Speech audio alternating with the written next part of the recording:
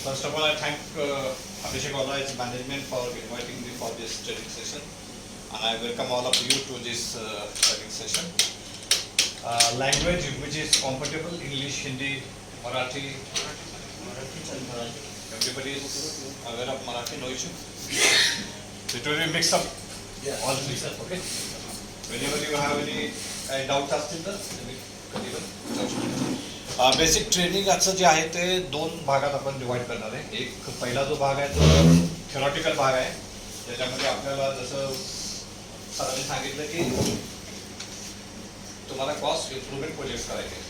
आत्ताची परिस्थिती जर बघितली मार्केटची तर मार्केट सध्या खूप डाऊन आहे, थोडंसं स्लो डाऊन आहे, थोडंसं ऑर्डर सिच्युएशन फारशी चांगली नाही आहे आणि पुढच्या येणाऱ्या वर्षामध्ये पण ही कंडिशन राहणार असं एक चित्र आपल्यासमोर दिसतं. या काळामध्ये आपल्याला जर सस्टेन व्हायचं असेल ॲज अ बिझनेस, त्याबद्दल आपण थेरॉटिकली थोड्यानं बोलणार आहोत, पण जर राहायचं असेल तर आपल्याला कुठेतरी कॉस्ट कटिंग करणं, कॉस्ट रिडक्शन करणं, कुठली इम्प्रुव्हमेंट करणं हे गरजेचं असतं. दुसरा सगळ्यात महत्त्वाचा भाग असतो की नेहमी बऱ्याच वेळा असं म्हणलं जातं की रिसेशन पाहिजे का नको, हा एक मोठा वादाचा मुद्दा असतो. पण माझं स्वतःचं वैयक्तिक मत किंवा अनेक एक्सपर्टचं मत असं आहे की रिसेशन हे यायलाच पाहिजे.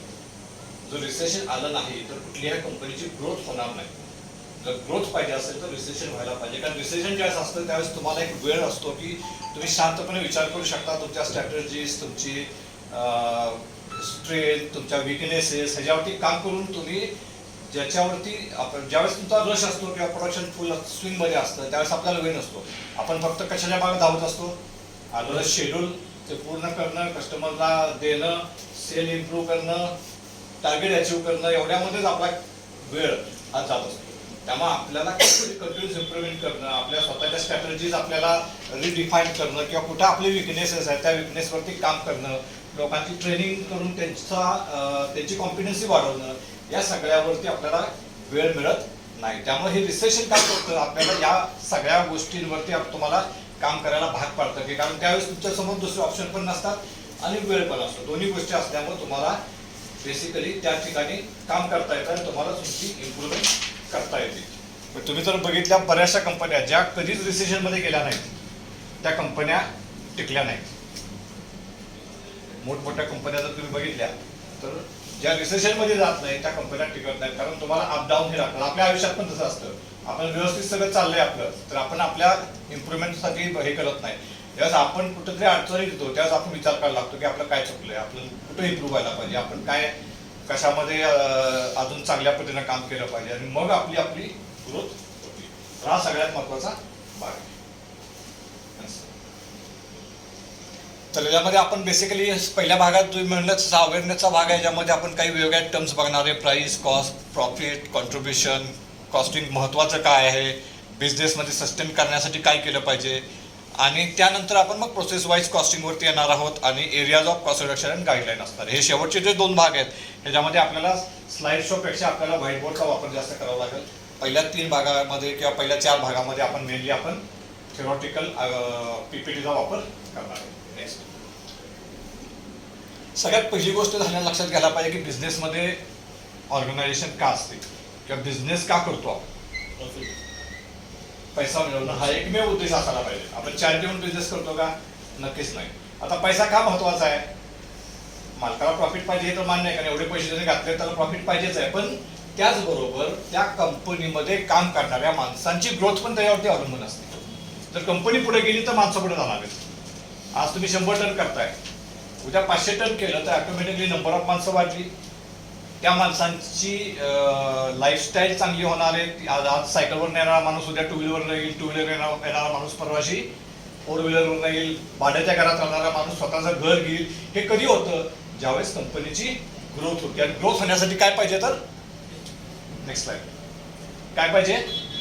प्रॉफिट पाहिजे. म्हणजे to earn the money, to earn the profit, to run the show for growth of business and employees. त्यासाठी बेसिकली आपण बिझनेस करत असतो. Next, purpose of business, money आणि प्रॉफिट. नेक्स्ट, आता प्रॉफिट. पूर्वीची सिच्युएशन खूप वेगळी होती. पूर्वी ज्यावेळेस माझ्याकडे एखादी ऑर्डर यायची त्यावेळेस ओनर किंवा बिझनेसमन किंवा फाउंडरमन काय करायचा, तर मला या पर्टिक्युलर ऑर्डरमध्ये किंवा या पर्टिक्युलर पार्टमध्ये 5 रुपयाचं प्रॉफिट पाहिजे. तर तो काय करायचा, 5 रुपयाचं प्रॉफिट प्लस माझी आलेली कॉस्ट 25 रुपये असं म्हणून तो 30 रुपयाची प्राइस कोट करायचा कस्टमरला, आणि कस्टमर ती 30 रुपयाची प्राइस एक्सेप्ट करायचा आणि तुम्हाला 5 रुपये प्रॉफिट मिळायचं. That was the earlier situation. Next, so price is equal to cost plus profit. मी कॉस्ट वर्किंग करायची, मला जेवढं प्रॉफिट पाहिजे त्यात ऍड करायचं आणि I quote that price to the customer, आणि कस्टमर त्यात जी प्राइस मी दिलेली आहे ती नॉर्मली ॲग्री करायचा. नाव नेक्स्ट, सिच्युएशन बदलली आहे. नंबर ऑफ फाउंड्रीज वाढल्या, सॅच्युरेशन वाढलंय, कॉम्पिटिशन वाढली आहे, कस्टमर जरा थोडेसे जास्त आपल्यापेक्षा शहाणे झालेले आहेत, आणि त्या सगळ्यामध्ये सिच्युएशन बदलली आहे. आणि जे नवीन इक्वेशन आले त्या नवीन इक्वेशनमध्ये कस्टमर तुम्हाला काउंटर ऑफर देतो किंवा कस्टमर तुम्हाला प्राइस देतो की हे कास्टिंग आहे आणि हे कास्टिंग मला 40 रुपयामध्ये पाहिजे. तुम्हाला इथं ऑप्शन किंवा चॉईस नाही आहे की मला 5 रुपये प्रॉफिट पाहिजे, माझी खर्च 40 रुपये आहे म्हणून कस्टमरला मी 25 रुपये देईल मागील. कस्टमर म्हणतो मला बाहेर 40 रुपयात मिळते, तुला करायचं असलं तर कर, नाही तर माझ्याकडे 3 माणसं उभी आहेत. ही सध्याची परिस्थिती आहे, सिच्युएशन आहे. त्यामुळं next, price decided by customer, it is not in our hand. आपल्या हातात प्राइस नाही आहे. Next, cost is actual expenses that occurs, that is हे आपल्या हातात आहे. म्हणजे खर्च जो होणार आहे तो काय ॲक्च्युली जो आपण जे नंतर कॉस्टिंग करणार त्यात बघू, तो आपल्या हातात आहे. तो जेवढा आपण कंट्रोल करू, कारण प्राइस फायनल आहे माझी, मला प्रॉफिट तर पाहिजे, बरोबर. मग आता आपल्या हातात राहिलं काय, प्रॉफिट तर आपल्याला पाहिजे, कॉस्ट प्राइस आपल्या हातात नाही आहे, आपल्या हातात राहिलं काय, कॉस्ट. त्यामुळे कॉस्ट खूप महत्वाची भाग फॅक्टर ठरलेला आहे आताच्या काळामध्ये. So it is in our hand, cost is in our hand. Next, so to get profit one has to reduce cost. त्यामुळे आपल्याला जर पैसे मिळवायचे असतील, बिझनेसमध्ये सस्टेन व्हायचा असेल, तर काय आपल्या हातात आहे, कॉस्ट कमी करणं, आणि त्यामुळेच प्रॉफिट आपलं वाढू शकतं किंवा आपल्याला 4 पैसे मिळू शकतात, आपली ग्रोथ होऊ शकते, आपण या काळामध्ये सस्टेन होऊ शकतो. So cost is very very important. Next, so profit is equal to price minus cost. त्याच्यामधला प्राइस आपल्या हातात नाही आहे, प्रॉफिट आपल्याला जर हवा असेल तर we have to work on our cost. So as simple as that. Get it? काय डाऊट आहे? नेक्स्ट, जशी तुमची कॉस्ट कमी होणार तसं तुमचं प्रॉफिट वाढणार, कारण प्राइस स्टेबल आहे, प्राइस बदलत नाही. सो तुम्हाला जर प्रॉफिट वाढवायचे असतील, तुमची ग्रोथ करायची असेल, तुम्हाला 4 पैसे अजून कंपनीमध्ये आणून कंपनीमध्ये नवीन इक्विपमेंट आणायची, नवीन टेक्नॉलॉजी आणायची, तुमचे पगार वाढवून घ्यायचे असतील, हे सगळं करायचं असेल तर you have to reduce cost. Next, how to determine organization financial. आता एक खूप महत्त्वाचा भाग आहे की आपण म्हणतो कंपनी चांगली चालली आहे, आपण नेहमी म्हणतो कंपनी, कुठली कंपनी आपण बघतो त्यावेळेस काय म्हणतो, ही कंपनी चांगली चालली आहे का, ही कंपनी फारशी व्यवस्थित चालली नाही. हाऊ टू डिटरमाइन दॅट, हे कसं ओळखायचं. तर ह्याच्यामध्ये बेसिकली 3 गोष्टींचा हे असतो. सगळ्यात पहिला भाग असतो, नेक्स्ट स्लाइड, एक म्हणजे तुमची balance sheet, loss and profit account. Number 2 तुमचं कॉस्ट शीट, आणि नंबर 3 तुमचा कॅश फ्लो. माझा पगार जर 10 तारखेला होतोय, त्याचा अर्थ कंपनी परिस्थिती चांगली आहे. माझा पगार जर 25 तारखेला व्हायला लागला तर कंपनी थोडीशी काहीतरी अडचणीमध्ये आहे, हे आपण समजू शकतो. This is a very basic bottom line. Number 1 payment term, payment recovery, या सगळ्या गोष्टीवरती अवलंबून आहे. सगळ्यात पहिलं म्हणजे कॅश फ्लो. कॅश फ्लोमध्ये तुमचा पगार आला, कस्टमरचे सप्लायरचे पैसे आले, पण ह्याच्यामध्ये बरेच फॅक्टर आहेत. जसं आपण म्हणतो की माझा पगार 15 तारखेला होतोय किंवा मी सप्लायरचे पैसे द्यायचे राहिलेत किंवा यायचे राहिलेत, यामध्ये बरेच फॅक्टर आहेत. त्यामध्ये पेमेंट टर्मच्या तुमच्या कस्टमरच्या पेमेंट टर्म जर तुमची 90 दिवस असेल तो विषय आहे. पेमेंट रिकव्हरी, मी माल विकला आहे, मला पैसे येणं पण भरपूर बाकी आहे, पण कस्टमरकडनं पैसे आलेले नाही आहेत, समाव काहीतरी डिस्प्यूट्स आहेत, काहीतरी इश्यूज आहेत, त्यामुळे राहिले. डिस्काउंटिंग फॅसिलिटी तुम्ही वापरताय किंवा नाही, रिजेक्शन तुमचं किती झालं आहे, इन्व्हेंटरी तुमच्याकडे किती आहे, या बऱ्याच गोष्टींचा इफेक्ट असल्यामुळे कॅश फ्लो जरी एक वन ऑफ द मेजर असलं तरी ते तुम्हाला एक्झॅक्टली फिगर सांगत नाही की तुमच्या कंपनीची कंडिशन कशी आहे, हे तुम्हाला एक्झॅक्टली त्याच्यावरनं कळणार नाही. एक जनरल किंवा बेसिक आयडिया येऊ शकते, पण it is not a tool to decide your financial condition of your company. Next, number 2 balance sheet, profit and loss account. पण बॅलन्स शीट एक तर आपल्याला सगळ्यांना कळत नाही, ते आपल्यामध्ये येत नाही. नंबर 2. नंबर 3 महत्वाची गोष्ट म्हणजे बॅलन्स शीट येण्यासाठी वेळ खूप लागतो. एप्रिलची बॅलन्स शीट तुम्हाला ऑक्टोबर नोव्हेंबरमध्ये मिळते, पण पुढच्या वर्षाचे 6 महिने गेलेले आहेत. नंबर 3. नंबर 4 सगळ्यात महत्वाची गोष्ट म्हणजे त्याच्यावरती इन्व्हेंटरीचा इन्फ्लुएन्स खूप असतो. म्हणजे इन्व्हेंटरी तुम्ही काय दाखवणार, इन्व्हेंटरीचा रेट काय घेणार, या बऱ्याच गोष्टीवरती तुमच्या बॅलन्स शीटचा जो बॉटम फिगर असते किंवा प्रॉफिट असतं, टॅक्सेस जे आहेत त्या टॅक्सेसवरनं बिफोर टॅक्स आहे, आफ्टर टॅक्स आहे, या सगळ्या गोष्टीचा इफेक्ट असतात. मग बॅलन्स शीट सुद्धा बऱ्याच वेळा रिअल पिक्चर तुमच्यासमोर आणत नाही किंवा तुमच्यासमोर रिअल पिक्चर बॅलन्स शीटनं पण येत नाही. बऱ्याच कंपन्या ज्या व्यवस्थित चालल्या नसतात त्यांची बॅलन्स शीट प्रॉफिटमध्ये असते. बऱ्याच कंपन्या डबघाईत असतात, त्यांची बॅलन्स शीट प्रॉफिटमध्ये असते. आणि बऱ्याच कंपन्या अशा ज्या चांगल्या चालल्यात पण बॅलन्स शीटला मात्र लॉस आपल्याला असं आपल्याला बऱ्याच वेळा दिसतं. त्यामुळे this is also not a very right tool to decide your financial condition. Next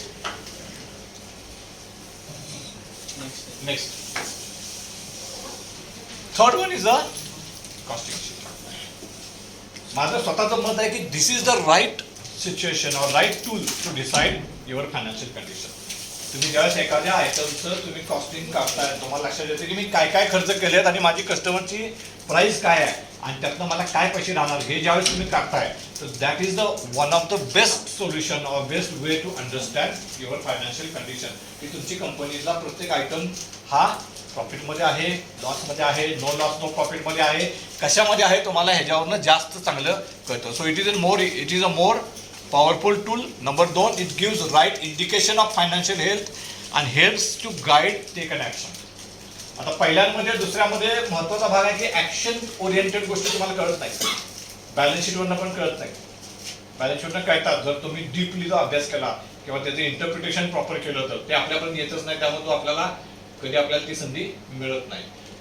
पहिला जो भाग होता कॅश फ्लो, त्यातनं आपल्याला कुठल्या ऍक्शन कळत नाही. ह्याच्यातनं तुम्हाला ऍक्शन पण कळतात की माझी कॉस्ट कुठं चालली आहे, मी कुठं कॉस्ट रिडक्शन करू शकतो, मी कुठं अजून काम केलं तर माझी प्रॉफिटेबिलिटी वाढू शकते, मी कॉस्ट कमी करून प्राइसला अजून इम्प्रूव्ह करू शकतो. हे आपल्याला या सगळ्या कॉस्टिंग शीटवरनं करू शकतो. So costing sheet are the most powerful tool to understand the financial condition of organisation and improve upon that. कारण it helps our guide to take action to overcome the situation. चाळीस biscuit तरी आहे.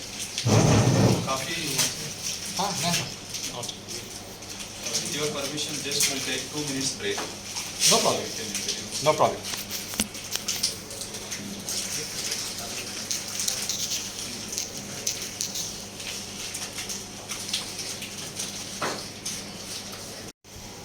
So next, आता कॉस्टिंगमध्ये आपण part wise वेगवेगळ्या पद्धतीने costing करू शकतो. सगळ्यात पहिलं म्हणजे तुम्ही एखादा पार्ट कुठला घेतला, एक ABC फ्लायव्हील म्हणून एक पार्ट आहे, तर त्याचं पूर्ण कॉस्टिंग तुम्ही करू शकता. माझी मेल्टिंग कॉस्ट काय, सॅन्डची कॉस्ट काय, मोल्डिंगची कॉस्ट काय, cutting, core, labour, power, rejection, painting आणि माझी टोटल कॉस्ट किती आहे, माझा कस्टमरचा प्राईस किती आहे आणि त्यातनं मला किती पैसे उरणार आहेत. That is called as a part wise costing. Process wise तुम्ही शेल मोल्डिंग शेल सॅम्प तयार करता, तर शेल सॅम्पची माझी प्रोसेसची कॉस्ट काय येते, त्यामध्ये कुठल्या कुठल्या एरियाज आहेत, त्याच्यावरनं मी त्या प्रोसेसची कॉस्ट करून जर महिन्याला जर मी ती कॉस्ट मॉनिटर करत गेलो तर मला समजेल की ती कॉस्ट माझी कॉन्स्टंट आहे, वाढायला लागली आहे का कमी व्हायला लागली आहे. आणि त्याचा कुठेतरी बेंचमार्किंग आपण मे बी बेळगाव सिटी बरोबर, महाराष्ट्रातल्या इतर फाउंड्रीज बरोबर, इंडियामधल्या फाउंड्रीज बरोबर किंवा ओव्हरऑल वर्ल्डमधल्या बेस्ट फाउंड्रीज बरोबर कम्पॅरिझन करून व माझं फिनॉल फॉर्मल्डाइज रेझिनचं कन्झम्पशन आता एवढं आहे आणि जगामध्ये एवढं आहे, तर मी कुठेतरी त्यामध्ये 10% अजून रिडक्शन करू शकतो का, काय करू शकतो. तर so that we can reduce our process cost. Process cost कमी झाली की ऑटोमॅटिकली तुमची पार्ट कॉस्ट पण कमी होणार आहे. त्यामुळे that is another way to look at it. आणि number 3 is customer wise picture. म्हणजे कस्टमर वाईज बऱ्याच वेळा असं की आपण एकाच कस्टमरचे 5 पार्ट करतोय, त्यातला एखादा पार्ट प्रॉफिटेबल असतो, एखादा पार्ट नॉन प्रॉफिटेबल असतो, एखादा व्हॉल्यूमचा पार्ट असतो, एखादा लो व्हॉल्यूमचा पार्ट असतो, पण आपल्याला ॲज अ बास्केट करावा लागत असतो नाहीला झालं. तर ॲज अ कस्टमर मला काय त्या पर्टिक्युलर कस्टमरकडनं जे काही ओव्हरऑल प्राइसिंग आहे त्यामध्ये मला काय मिळते. तर असं वेगवेगळ्या पद्धतीनं आपण कॉस्टिंग करणार आहे. आपण आज बेसिकली पार्ट वाईज आणि प्रोसेस वाईज या दोन्ही गोष्टीवरती फोकस करणार आहे.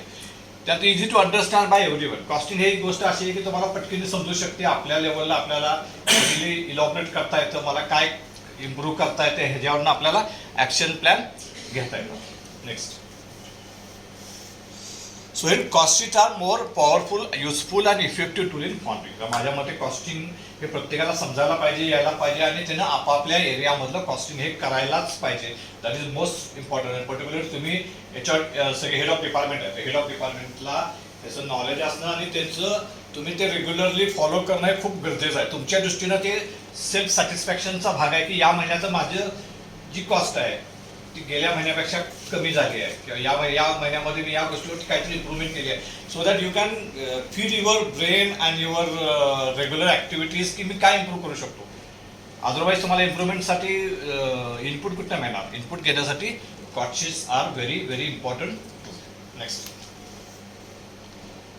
Process wise cost. नेक्स्ट. मी काय काही उदाहरणं दिलेली आहेत. आपण डिटेलमध्ये सेकंड हाफमध्ये जाणार आहोत. यामध्ये प्रोसेस वाईज कॉस्टिंगमध्ये कोर कॉस्ट आहे, फिटलिंग कॉस्ट, पॉवर कॉस्ट. मी उदाहरणं दिली. आपण कुठल्याही गोष्टीवरची कॉस्ट काढू शकतो, कुठल्याही प्रोसेसवरची कॉस्ट काढू शकतो. आपण काही बेसिक 3-4 प्रोसेसवरच्या तुम्ही म्हणाल त्या काढूया, तुम्हाला अंदाज येईल. त्या बेसवरती तुम्ही उरलेला सुद्धा सहजपणे काढू शकता. नेक्स्ट. मी ते उदाहरण दाखवलं होतं की कोलबॉक्स स्कोअरची कशी कॉस्ट काढलेली आहे. की ए पार्ट आहे माझा, बी पार्ट आहे, सी पार्ट आहे म्हणजे अमाईन, सी पार्ट म्हणजे त्यानंतर सिलिका सँड आहे, पेंट आहे, थिनर आहे, लेबर आहे. त्यानंतर मी पॉवर बिल आणि अदर कॉस्ट या जनरलमध्ये झाल्यात. माझा रेट काय आहे, मी किती युनिट वापरतो, पर्सेंटेज ऑफ यूज काय आहे आणि या टोटल अमाऊंटवरनं मी पर के जी कॉस्ट काढली आहे. आता ज्यावेळेस मी हे करतो त्यावेळेस मी इथं 0.9 जर समजा केलं किंवा 0.95 केलं तर माझी कॉस्ट 75पेक्षा कमी होणार आहे. तर माझा हे असायला पाहिजे की गेले 3 महिने जर मी 1%वर आहे तर मी पुढच्या महिन्यात 0.995 वर कसं येईल. मग 0.95 करण्यासाठी मला काय काय केलं पाहिजे. मग त्यात लोकांचा अवेअरनेस आला, त्यांचं ट्रेनिंग आलं, कुठेतरी मशीनमधली इफिशियन्सी वाढवणं आलं, काही नवीन मटेरियल वापरता येतं. कारण वेगवेगळ्या गोष्टी एक्सप्लोर करून आपण कशा पद्धतीनं त्याचं कन्झम्पशन कमी करून कॉस्ट कमी करू शकतोय. कीपिंग दी क्वालिटी सेम खूप महत्वाचं आहे. तर बऱ्याचदा काय होतं, कॉस्ट कमी करायची म्हणून आपण कुठलं तरी लो कॉस्ट मटेरियल आणतो, रेट कमी असतो, आपण दाखवताना इथं दाखवतो आणि त्याचे इम्पॅक्ट 2 महिन्यांनी 3 महिन्यांनी मॅनेजमेंटला वेगळ्या अँगलनं व्हेरिएशन वाढलेलं असतं किंवा दुसरं. So that is very important bottom line की keeping quality same or better, not less. ते खूप महत्वाचं आहे. नेक्स्ट. हा, पर्सेंटेज यूज म्हणजे ए पार्ट मी 1% वापरलाय, बी पार्ट 1% वापरलाय, अमाईन 0.4 वापरले. आता बेंचमार्किंग प्रमाण म्हटलं तर अमाईन बेंचमार्किंग आहे 0.25 0.3 चांगली अगदी बेस्ट कोर्स शॉपमध्ये. इथं 0.7 वापरणारे पण आहे. मी अगदी परवा दिवशी एका शेवल्याच्या एका कंपनीमध्ये गेलो होतो, कोर्स शॉपमध्ये गेलो होतो. तो 1.1% अमाईन वापरतोय कारण त्याला पंपच नाही आहे. कोलबॉक्सला जर कोणी काम केलं असतं त्याला माहिती आहे, तो व्हॅपरेशनसाठी पंप असतोय, तो पंपच तयार नाही, तो 1.1 वापरतोय. म्हणजे ही कॉस्ट काय असणार आहे, 16 रुपये 17 रुपये जास्त गेलेली असणार आहे, वाढलेली असणार. तर हे आपण कसं कमी करू शकतो. जसं आपण कॉस्टिंगला येऊ तसं तुम्हाला हे अजून डिटेलमध्ये समजून जाईल. ठीक आहे. मी जस्ट एक एक्झाम्पल म्हणून इथं फक्त दाखवले, एक फेअर आयडिया तुम्हाला यावी म्हणून. Next. You have to benchmark actual cost versus standard cost. This will give you idea about efficiency of your process. This will guide you for taking further action. Already आपण बोललोय, बरोबर. Next. आता मागाचा एक शब्द back, efficiency. आता आपल्या even IIT ISO 9001 मध्ये पण पूर्वी शब्द होता काय, इफेक्टिव्हनेस. आता तो शब्द नाही आहे. आता काय शब्द आहे, इफिशियन्सी. बरोबर. इफेक्टिव्हनेस आणि इफिशियन्सी मधला फरक हे समजून घेणं खूप गरजेचं आहे. आता IPL चालू आहे, बरोबर. अगदी कालचीच मॅच पण रोमेरियो जोसेफ शेवटच्या ओव्हरला 32 रन काढल्या, बरोबर ना. स्ट्राईक रेट काय झाला, 4 6 आणि 2 4 मारला. Strike rate 350. तेच विराट कोहलीनं 2 दिवसापूर्वी शतक काढलं होतं. त्याच्या ऑपोजिटमध्ये कुणी शतक काढलं? बटलरने शतक काढलं. विराट कोहली शतक काढून पण टीम हारली, बटलरची टीम जिंकली. का? कारण विराट कोहलीने 60 बॉलमध्ये 100 काढल्या, पण उरलेल्या 60 बॉलमध्ये बाकीच्या खेळाडूंनी फक्त 7च रन काढल्या होत्या. विराट बटलरनं 60 बॉलमध्ये 100 काढल्या, पण दुसऱ्या बाजूने खेळणाऱ्या खेळाडूंनी त्यांनी 100 काढले. त्यांनी पण 100 काढल्या. बरोबर? म्हणजे काय? Efficiency. इफिशियन्सी. म्हणजे एखादी गोष्ट करत असताना मी इनपुट किती वापरलं ते खूप महत्वाचं आहे. पूर्वी काय व्हायचं, मी एखादी गोष्ट करायची, मी केली आहे म्हणजे मी इफेक्टिव्ह झालो, तेवढ्यावरती समाधान असायचं. आता ते समाधान नाही आहे. लक्षात आलं? म्हणजे 50 रन काढल्यात, पूर्वी 50 रन काढल्या आधी तर केलं, खूप चांगली गोष्ट होत आहे. आता 50 रन किती बॉलमध्ये काढल्या ह्याला जास्त महत्व आहे 50 रन काढल्यापेक्षा सुद्धा. तो जो स्ट्राईक रेट आहे, स्ट्राईक रेट मॅटर्स. इथं सुद्धा कॉस्टिंग मध्ये पण तेच महत्वाची गोष्ट आहे. नेक्स्ट म्हणजे काय, मी प्रोडक्शन केलं, मला जे काय प्रोडक्शनचं टार्गेट दिले ते मी केलं, पण what is the cost of production. मागच्या महिन्यात 50 रुपये होती, या महिन्यात मी 48 केली, 48 मध्ये 5 केली, 49 केली, तर महत्वाचं आहे.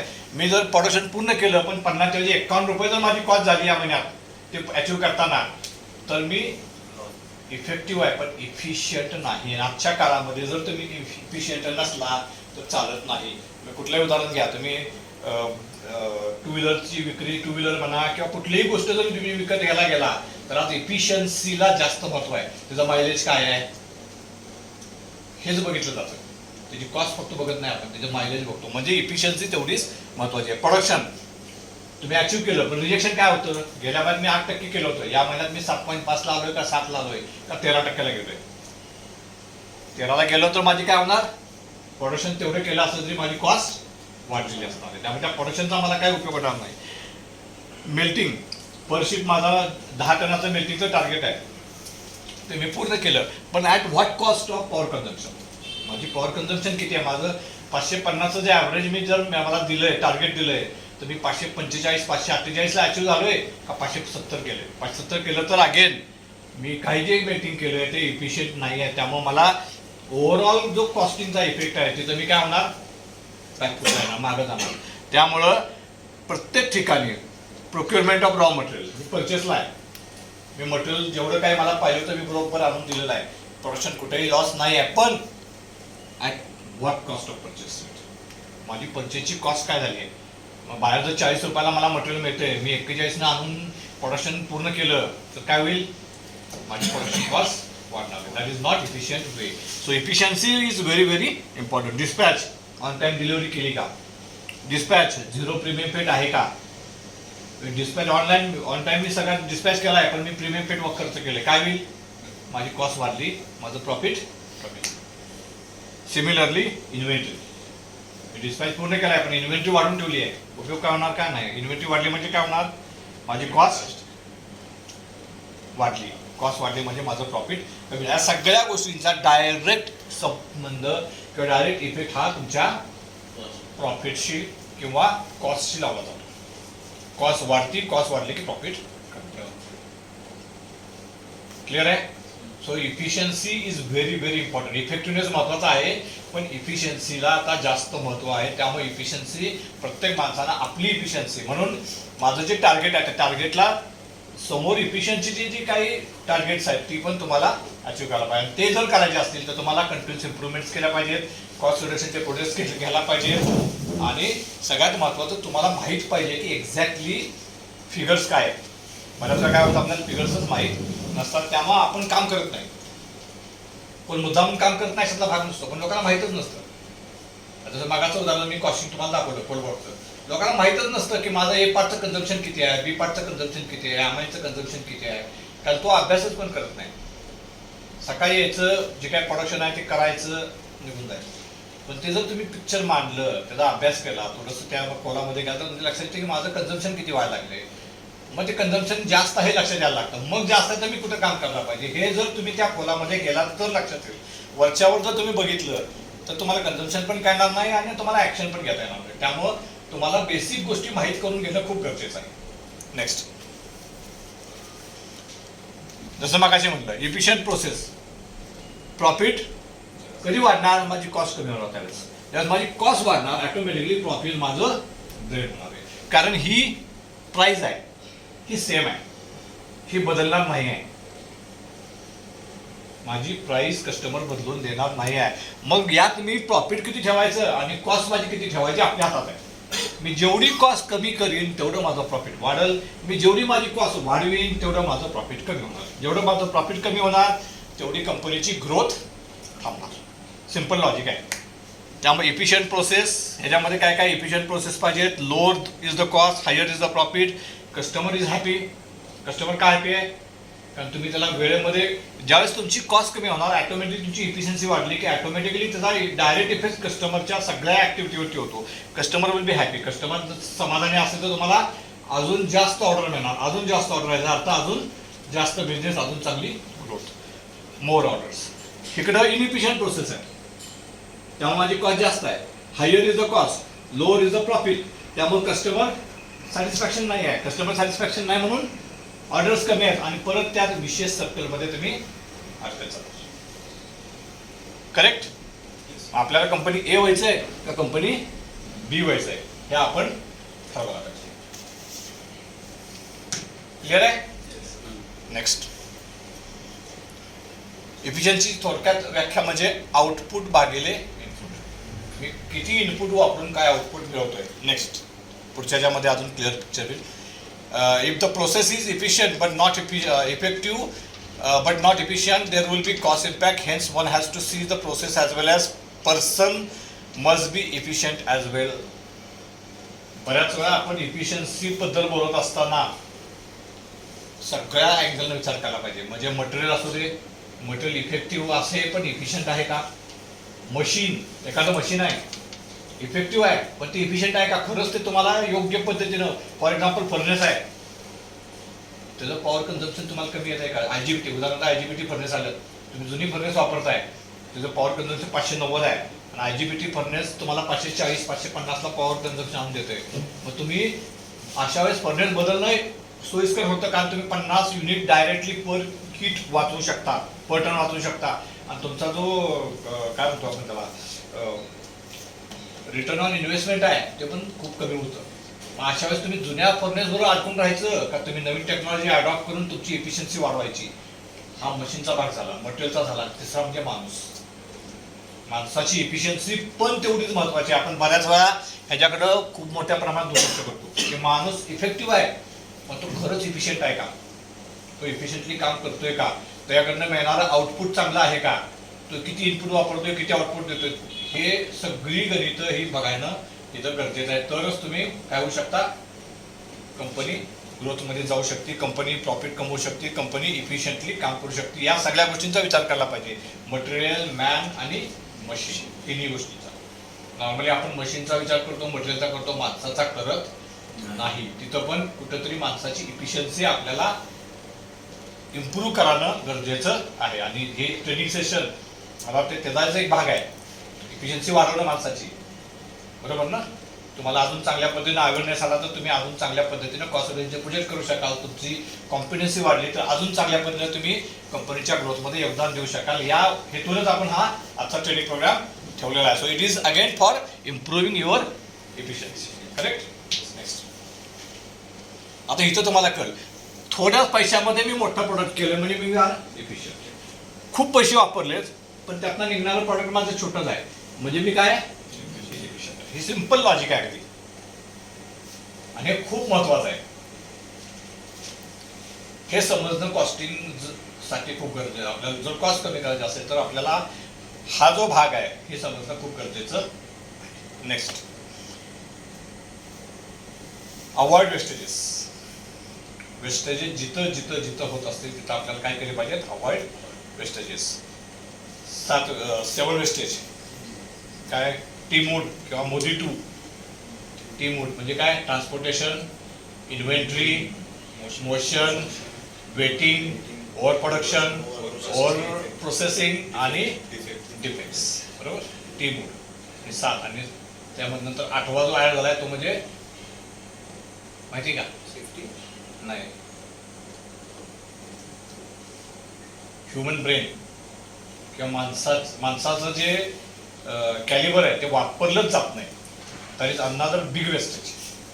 That is number 8. माणसाकडे बरंच टॅलेंट असते पण ते काय होतंय, अनयुटिलाइज असते, ते वापरलंच जात नाही. बऱ्याच कंपन्यांमध्ये ही बोंब आहे की आपण माणसाचं टॅलेंट वापरत नाही. त्याला त्याचं जे कॅलिबर आहे त्या कॅलिबरला त्याला काम करायला संधीच मिळत नाही किंवा ते आपण वापरून घेत नाही.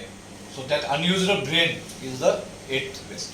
म्हणून म्हणलं मगाशी आपण इथं मॅनपॉवर या सगळ्यामध्ये पूर्वी माणसाचा विचार खूप कमी करायचो, आता या सगळ्यामध्ये माणसाचा विचार जास्त करायला लागले, कारण human is very very important. पूर्वी माणसाकडे फक्त डॉंकी कामासाठी बघायला जायचं, म्हणजे हे उचल ते उचल, हे ठेव ते ठेव, बरोबर ना. आता एक्झॅक्टली उलट झाले. आता ते काम करण्यासाठी रोबोट्स तुमच्याकडे आहेत, ते काम करण्यासाठी मेकॅनिकल कंडिशन तुमच्याकडे आहेत. माणसाचा उपयोग कुठं करायचा, तर इफिशियन्सी वाढवण्यासाठी. त्या कामामध्ये अजून चांगलं मी काय करू शकतो हे योगदान ते मशीन नाही देऊ शकत, कारण मशीन तो विचार नाही करू शकत. मशीनला इनपुट दिलं तर मशीन विचार करते, पण ते इनपुट द्यायचं काम कोणाचं आहे, माणसाचं आहे. आणि माणसाचं तेच काम आज माणसानं करावं अशी अपेक्षा आहे, म्हणून त्यामध्ये ते aqua waste आपण ऍड केलं आहे. नेक्स्ट की मोड त्यामध्ये जातो, ऑलरेडी बोललो. पुढं नेक्स्ट, प्रत्येक ड्रेन पॉईंट कुठं कुठं आपल्या इथं वेस्टेज होतं, या सगळ्या गोष्टीवरती आपलं लक्ष पाहिजे. त्यासाठी काय पाहिजे, मागाशी म्हणलं तसं कॉस्टिंग पाहिजे, तुमच्या एरियामधलं कन्झम्पशनचा रिपोर्ट तुमच्याकडे पाहिजे. मी काय आणलंय, काय करतोय, काय वापरतोय, माझं कन्झम्पशन काय आहे, ह्या सगळ्या गोष्टी ज्यावेळेस तुमच्या हातात असतील त्यावेळेस तुम्हाला लक्षात येईल की माझ्याकडं वेस्टेजेस कुठं आहे, ड्रेनिंग पॉईंट कुठं आहे, मी कुठं कमी पडायला लागलोय, मला कुठं इम्प्रूव्हमेंट करायला पाहिजे, हे सगळं तुमच्या त्यावेळेस लक्षामध्ये. नेक्स्ट, भरलेली बादली आहे, होल पडले, काय होणार, रिकामी होणार ना. सेम कंडिशन आहे. कंपनीमध्ये मालकानं भरपूर पैसे घातलेले आहेत, इन्व्हेंटरी आहे, मशीन्स आहेत, त्यांनी घातलेले पैसे आहे, सगळं आहे. पण कुठेतरी ड्रेन जर व्हायला लागलं तर काय, ते ड्रेन जर तुम्ही थांबवलं नाही तर काय होणार, हळूहळू कंपनीतला पैसा काय होणार, बाहेर पडत पडत पडत तो जो कॅश फ्लो आहे तो कॅश फ्लो काय होणार. म्हणून मी जी पहिली 3 गोष्टी सांगितल्या, कॅश फ्लो, कॉस्ट शीट आणि बॅलन्स शीट. कॉस्ट शीट फक्त काय तुम्हाला पिक्चर दाखवते, बाकी काय करत नाही.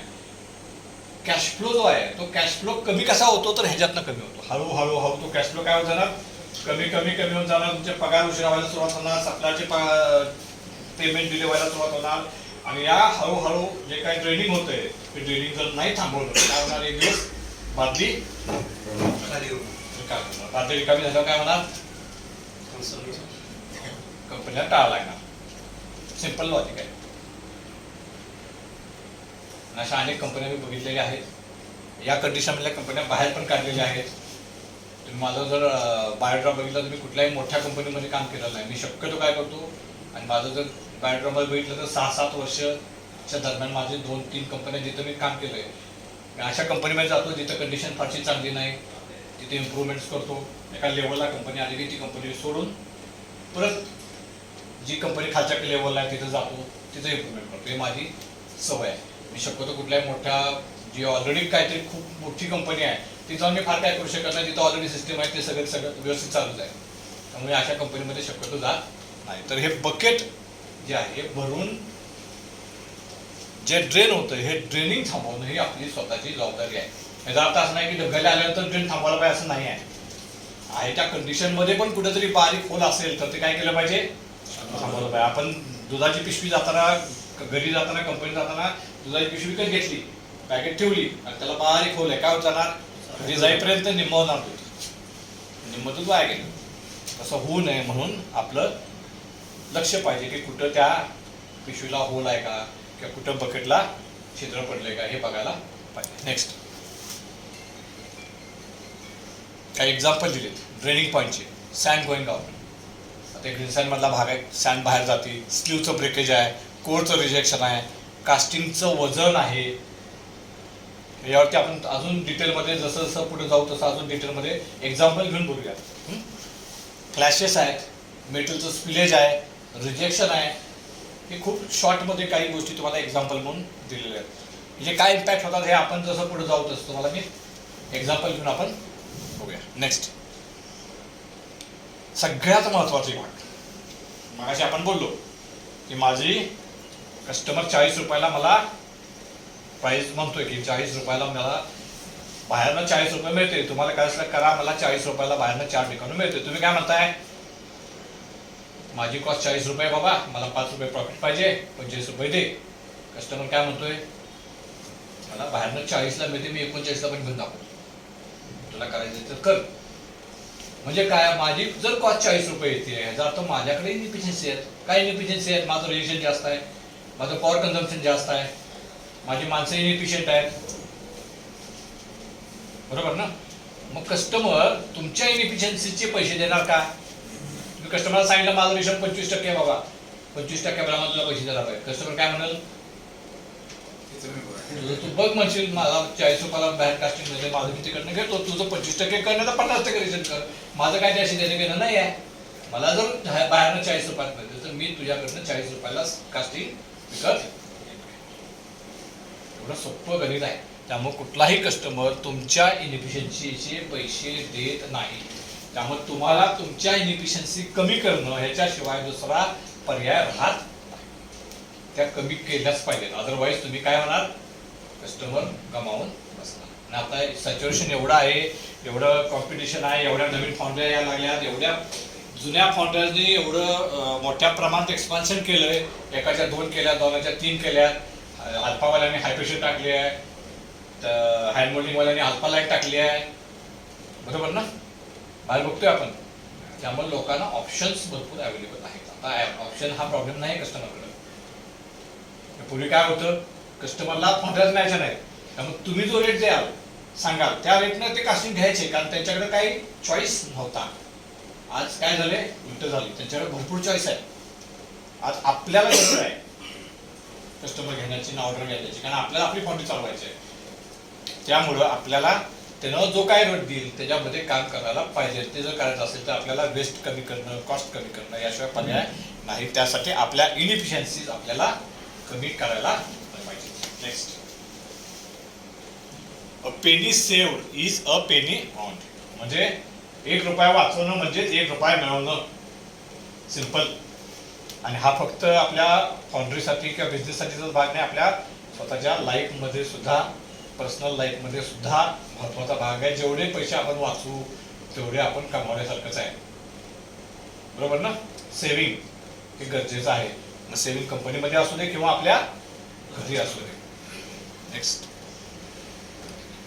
लहान सहान खर्चाबद्दल जागरूक राहा. लहान खर्चाची नोंद ठेवा, कारण छोटीशी गळती सुद्धा जहाज बुडवू शकते.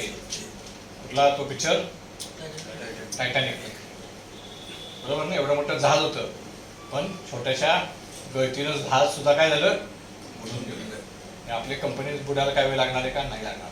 आणि फाउंडरीमध्ये तर एवढे काय छिद्र पहिलीच असतात, ती ओळखणं पण अवघड असतं. त्यामुळं सगळ्यात महत्त्वाचं म्हणजे लहान, आपण खूप मोठ्याबद्दल पण बोलत नाही, असं नाही की खूप मोठं काहीतरी विचार करा असंही नाही आहे. तुम्ही छोट्या छोट्या बारीक गोष्टीवरती जरी काम केलं आणि त्याच्यात जरी इम्प्रूव्हमेंट केली तर ती छोटीशी इम्प्रूव्हमेंट सुद्धा at the end of year, वर्षाच्या शेवटी एक तुम्हाला एक काय स्पेसिफिक काहीतरी एक अमाऊंट तुम्हाला देऊन जाईल, जी काही कमी नसणार आहे, बऱ्यापैकी महत्त्वाची असणार आहे. त्यामुळे बारक्या गोष्टी सुद्धा महत्त्वाच्या असतात. Next, identify the non value added process. आता आपण NVA, non value added activities, अगदी लीड मॅनेजमेंटमध्ये याच्यामध्ये शिकला असा, बरोबर ना. NVA खूप महत्त्वाचा आहे. जर कस्टमर तुम्हाला पैसे देतो, बरोबर, कशाचे पैसे देतो, इन्स्पेक्शनचे पैसे देतो, रिव्हरचे पैसे देतो, तरी पण आपण करतो. अशा ज्या ऍक्टिव्हिटीज आहेत त्या असं म्हणत नाही बंद करा, पण त्याचं लिमिट आपल्याला ठरवायला पाहिजे की आपण अजून इन्स्पेक्शन ऍक्टिव्हिटी कमी करू शकतो का, किंवा इन्स्पेक्शन ऍक्टिव्हिटी मध्ये आपण अजून व्हॅल्यू ॲडिशन काय करू शकतो का. म्हणजे काय, त्या इन्स्पेक्टरच्या मदतीनं आपण अजून इम्प्रूव्हमेंट काय करू शकतो. तो जे काय काम करतो ते काम अजून आपण कुठेतरी मागे जाऊन अशा पद्धतीने करू जेणेकरून इन्स्पेक्शनचं काम कमी होईल, किंवा त्याच्या इनपुटमधनं आपण काय अजून आपल्या प्रोसेसमध्ये इम्प्रूव्हमेंट करू शकतो का. तर ह्याचा उपयोग आपण करून घ्यायला पाहिजे. नॉन व्हॅल्यू ॲडेड ऍक्टिव्हिटी जेवढ्या कमी कर. नॉन व्हॅल्यू ॲडेड ऍक्टिव्हिटीमध्ये महत्त्वाचं म्हणजे ट्रान्सपोर्टेशन, हँडलिंग, मोशन, आपण ती मूड बघितलं, ह्या सगळ्या गोष्टी, वेटिंग, ही नॉन व्हॅल्यू ॲडेड ऍक्टिव्हिटी सगळ्या. कास्टिंग येऊन थांबलंय किंवा मशीन उभा आहे वाट बघत थांबलाय ऑपरेटर, कास्टिंग नाही जागेवरती, काय होणार आहे? माणसाचा वेळ गेला, मशीनची वेळ गेला, एफिशियन्सी गेली, त्याची कॅपॅसिटी युटिलायझेशन संपलं. हे काय होणार आहे? Non value added activity. मशीनची जी काय तुम्ही धरलेलं आहे की हे मशीन मला एवढ्या रुपयाचा धंदा करून देणार आहे, ते देऊ शकतं का? तेवढ्या पैशाचा धंदा करून नाही देऊ शकत, कारण मशीन ऑलरेडी वेटिंगवर आहे. तो वेळ ऑलरेडी आपण वाया घालवलेला आहे. ऑटोमॅटिकली त्या मशीनची काय होणार? पर आवर कॉस्ट तुम्ही कॉस्टिंगमध्ये काय ते लिहिताय, फॉर एक्झाम्पल CLC 350 रुपये लिहित असाल तुम्ही, काय होणार आहे? मशीन वाट बघतोय, ते 350 375 होणार आहे. पण तुम्ही कॉस्टिंगला मात्र 350 धरले, प्रत्यक्ष मात्र काय होणार आहे? 375 होणार आहे. म्हणजे तुमची कॉस्ट वाढली म्हणजे तुमचं प्रॉफिट कमी झालं. म्हणजे तो एक ड्रेनिंग पॉईंट झाला, ऑटोमॅटिकली ड्रेनिंग पॉईंट झाला, बरोबर ना? त्यामुळं identify non value added activities किंवा non value added processes and try to eliminate or reduce it. Eliminate कदाचित नाही करू शकणार, इन्स्पेक्शन नाही इलिमिनेट करू शकत. का? Essential non-value-added. Essential non value added का कमी करू शकत नाही? Essential. हा? If inspection not done, then defect may go to customer. Effect may go from our quality gate to customer end, which is more dangerous. त्यामुळे मला ते करायलाच लागणार आहे, पर्याय नाही आहे. पण कमी कसं करू शकतो मी? आता मला 10 माणसं इन्स्पेक्शन लागणार असेल, पुढच्या वर्षामध्ये त्या 10च्या ऐवजी 9 माणसं कशी करीन, 8 माणसं कशी करीन, 7 माणसं कशी करीन, किंवा त्या 10 माणसामध्ये आज 1000 टन करतोय तर अजून मी माझं प्रोडक्शन वाढून 1500 टन कसं त्यांच्या थ्रू करून घेईन, हे बघायचा मी प्रयत्न केला. Correct. Next, reduce non value added activities. मुदा नेक्स्ट सोपं उदाहरण इथे दाखवलं. अगेन लीन मॅनेजमेंटचा भाग आहे. ट्रक आहे, या ट्रकला हे आपण समजूया 500-500च्या 4 किंवा 1-1 टनाच्या 4 आहेत. 4 टन अलाउड आहे. इथं मी काय केलंय? 6 टन भरले. काय होईल? हा, गाडीचं कन्झम्पशन बोंबलणार, गाडीचं इफिशियन्सी बोंबलणार, गाडी लवकर कामाला येणार, खराब होणार लवकर, बरोबर? म्हणजे काय? Same with the person. माणसाच्या बाबतीत पण हेच आहे, मशीनच्या बाबतीत पण हेच आहे. इथं काय केलंय? अर्जन्सी आहे म्हणून मी 2च टन भरले आणि गाडी पाठवली. काय होईल? 2 टन मी अजून भरू शकलो असतो, माझी ट्रान्सपोर्ट कॉस्ट कमी झाली असती, बरोबर? मी इथं कपॅसिटी युटिलायझेशन माझं वाया घालवलं. बॅलन्स कंडिशनमध्ये मी 4 टन बरोबर भरलं, म्हणजे इथं मला कपॅसिटी पण मिळाली, माझी कॉस्ट पण मॅच झाली आणि माझ्या मशीनवरती किंवा त्या व्हेकलवरती येणारा ताण पण कमी झाला. This is very important. हे आपल्याला कुठेतरी मॅनेज करता यायला पाहिजे. Next, add value added activities like machining, assembly etcetera. मग आता आपण नॉन व्हॅल्यू ॲडेड ॲक्टिव्हिटी ज्यावेळेस कमी करायचं म्हणतो त्यावेळेस काय केलं पाहिजे? व्हॅल्यू ॲडेड ॲक्टिव्हिटी पण ॲड केल्या पाहिजे. कारण आत्ताच्या काळामध्ये तुम्ही जर कस्टमरला फक्त कास्टिंग द्यायचं म्हटलं तर कास्टिंग देणारे भरपूर आहे. तुमच्या दृष्टीने पण ते रिस्क फॅक्टर असतो. म्हणजे तुम्ही समजा एखाद्या कस्टमरला एखादा कास्टिंग देणार, उद्या कस्टमरनं ठरवलं की तुमच्याकडनं धंदा काढून घ्यायचा, तर त्याला फार सोपं आहे. ते पॅटर्न उचलायचं आणि या क्वांटिटीनं उचलून त्या क्वांटिटीत द्यायचं, काम संपलं, बरोबर ना? तुमची रिस्क काय झाली? वाढली. तुम्ही मशीन कोण देताय? आता काय केलं पाहिजे? कस्टमरला तुमच्याकडनं पॅटर्न उचलायचं असेल तर त्याला असा सोर्स बघायला पाहिजे, तो कास्टिंग पण करतोय प्लस मशीन पण करतोय. मशीनमध्ये त्याकडे ते मशीन असायला पाहिजे, त्या साईजचं, त्याकडे मशीनची कपॅसिटी असायला पाहिजे. थोडंसं काम अवघड झालं. आता तुम्ही कास्टिंग पण करताय, मशीनिंग पण करताय, असेंब्ली पण करताय, मग त्याला फाउंड्री पण पाहिजे, मशीन शॉप पण पाहिजे, असेंब्ली करण्याचं अनोखं टेक्निक पण पाहिजे, जे खूप कमी लोकांकडे असतं किंवा फार कमी लोकांकडे मिळतं. त्यामुळे तुमची जी रिस्क आहे कस्टमरच्या बाबतीतली, ती रिस्क काय होती? जेवढं तुम्ही व्हॅल्यू ॲडिशनला जावा तेवढी तुमची बिझनेस मधली रिस्क तुम्ही काय करता? कमी करता. का? कारण कस्टमरला तुम्हाला रिप्लेस करणं खूप अवघड बनतं, हे लक्षात घ्या. स्ट्रॅटेजिकल भाग आहे पण खूप महत्वाचा आहे व्हॅल्यू. आणि ह्याच्यात व्हॅल्यू ॲडिशन पण असते, कारण तुम्ही जस्ट एकाबरोबर दुसऱ्यावर तिसरं करता, त्यास ऑटोमॅटिकली तुमची इंटरनल जी कॉस्ट आहे त्या तुमच्या इंटरनल कॉस्ट पण काय होतात? डायल्यूट होतात कुठेतरी, बरोबर ना? ह्याच्याशिवाय अजून महत्वाचा भाग म्हणजे तुम्ही कास्टन करता ते एजंट करा. एजंट करत असला तर एशियन मधल्या स्पेशलाइज ग्रेड करा ज्याच्यामध्ये तुम्हाला अजून व्हॅल्युएशन मिळेल. कास्टॅन करणं, कास्टॅनचे रेट खूप नॉर्मल आहेत आजकाल, कुणीही कास्टॅन करते, त्यामुळे त्याच्याकडे इन्फ्रास्ट्रक्चर पण तसं असतं, त्यामुळे त्याचे रेट पण तसे असतात. एशियन करता म्हटल्यानंतर थोडंसं एशियनला अप्रॉक्सिमेटली रेट किंवा व्हॅल्युएशन थोडं जास्त असते. त्यातनं तुम्ही स्पेशल एशियन करताय, एडीआय करताय किंवा एसएसएफ करताय किंवा इम्पॅक्ट टेस्टिंगची ग्रेड करताय, तर तुमचं व्हॅल्यू एडिशन अजून चांगलं होतं.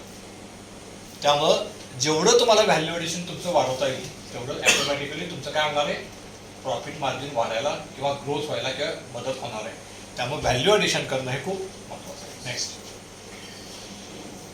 रिड्यूस डाऊन टाईम और breakdown to utilize maximum capacity. आता यात एक कन्सेप्ट असा आहे, त्यावरती आपण थोडंसं 5 मिनिटं आधी बोलूया. मी त्या ॲक्च्युली स्लाईड काढल्यात, 2-3 होत्या स्लाईडच्या, पण आपण बोलूया थोडंसं.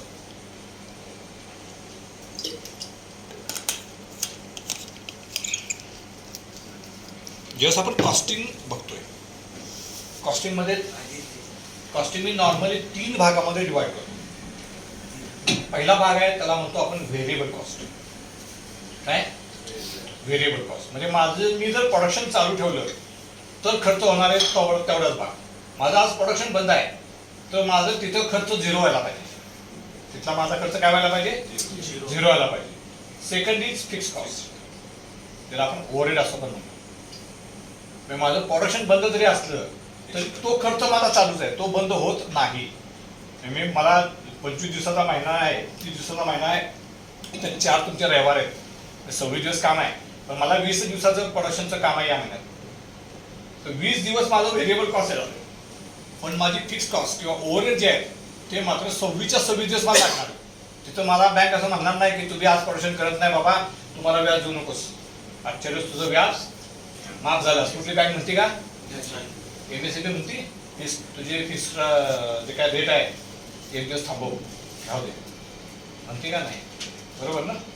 लाईट, मिनिमम लाईट जे आहे, कंपनी बंद असली तरी लाईट चालू पाहिजे, पाणी चालू पाहिजे, घरफाळा, पाणीपट्टी जे काय आहे ते भरायला पाहिजे. या ओव्हरहेडचा जो भाग आहे किंवा या फिक्स कॉस्ट आहे ती तुम्हाला लागणार. व्हेरिएबल कॉस्ट, फिक्स कॉस्ट, आणि थर्ड भाग म्हणजे तुमचं कस्टमरची प्राइस आणि प्रॉफिट, हा तिसरा भाग आहे.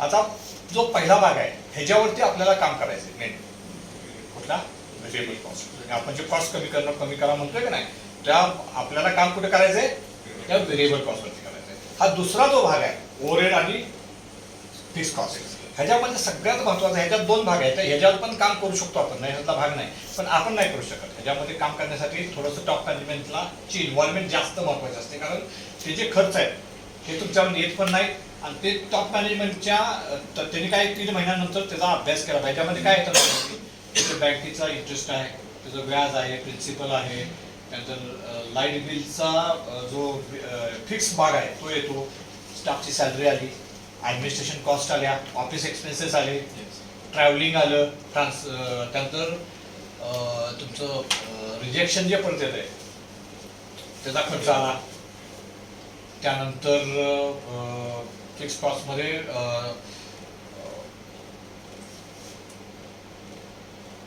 ऑफिस एक्सपेन्सेस आले, ट्रॅव्हलिंग आलं, हे बेसिक महत्त्वाचे काही भाग आले, काही टॅक्सेशनचा भाग आहे तो आला. हे जर तुम्हाला कमी करायचं असेल तर यातला जो भाग आहे हे तुम्ही आपण लगेच काय कमी करू शकत नाही. हे जर कमी करायचं असेल तर हे कमी करू शकत नाही आपण, हे आपल्याला काय करावं लागतं, डायल्यूट करावं लागतं. उदाहरणार्थ आपण एक उदाहरण घेऊया की माझं एक फिक्स कॉस्ट आहे 100 रुपये महिन्याची, आणि माझं प्रोडक्शन आहे 10 टन. किती टन, 10 टन. माझी ओव्हरहेड्स किती झाले, 10 रुपये पर किलो, 100 भागिले 10 किलो, 100 रुपये माझी कॉस्ट आहे, 10 टन मी करतोय, म्हणजे माझी पर टन किती आली, पर 10 किलो मी करतोय, म्हणजे माझी पर केजी कॉस्ट आली 10 रुपये पर किलो, माझी काय आली, फिक्स कॉस्ट आली. तेच जर मी 20 टन केली, तुमची कॅपॅसिटी आहे 20 टन, पण तुम्ही 10 टन करताय, 20 टन कॅपॅसिटी आहे, 10 टन करताय, म्हणून बँक आणि हे कुणी तुम्हाला वेवर देणार आहे का, नाही देणार आहे. तुम्हाला ते 20 रुपये 10 रुपये घालायलाच पाहिजे, पण त्याच्याऐवजी जर तुम्ही ते प्रोडक्शन वाढवलं, तिथं 20 टन केलं तर काय होणार आहे, 100 भागिले 20 म्हणजे तुमची कॉस्ट किती येणार आहे, 5 रुपये. तुम्ही इथं काय करू शकता, डायरेक्टली सेव्ह करू शकता. त्यामुळे फिक्स कॉस्टमध्ये मेन रोल आहे तो म्हणजे तुमची युटिलाइज मॅक्सिमम कॅपॅसिटी. तुमची जी कॅपॅसिटी आहे त्याचा 100% वापर जर केला तर तुमची फिक्स कॉस्ट ही कमी होऊ शकते. जर त्याला वापर तुम्ही 100% नाही केला, जेवढा तुम्ही वापर कमी कराल तेवढी तुमची काय होतीये, फिक्स कॉस्ट वाढतीये. आणि फिक्स कॉस्ट वाढल्यामुळे तुमचं प्रॉफिट मार्जिन ऑटोमॅटिकली कमी होणार आहे, कारण तुमची व्हेरिएबल कॉस्ट तुमच्या हातात आहे. प्राइस कस्टमरनं ऑलरेडी डिफाईन केलेली आहे. त्यामुळे जेवढी फिक्स कॉस्ट वाढणार तेवढं तुमचं प्रॉफिट मार्जिन कमी होणार. आता रिसेशनमध्ये पर्टिक्युलरली ज्यावेळेस लोड कमी होतो त्यावेळेस मॅनेजमेंट, आज जसं आपण एकत्र आलोय हे असं एकत्र याला भाग पडतं का, कारण याच काळामध्ये तुमची काय होतं, युटिलायझेशन ऑफ मॅक्सिमम कॅपॅसिटी होत नाही का, ऑर्डर कमी झालेली असतात. आणि त्या केसमध्ये तुम्हाला फिक्स कॉस्ट मॅनेज करणं काय होतं, अवघड असतं, जे कंट्रोलच्या बाहेर जातं, शक्य नसतं. मग काय करायचं, मी मागाशी म्हटलं असं 1, 2, 3 भाग आहेत. 2 नंबरचा भाग आहे तुम्ही कंट्रोल नाही करू शकत कारण तुमच्या हातात ऑर्डर नाही आहे. मग तुम्हाला काम कशावर केलं पाहिजे, 1 नंबर व्हेरिएबल कॉस्ट, कारण ते तुमच्या हातात आहे, त्याचा ह्याच्याशी काय संबंध नाही.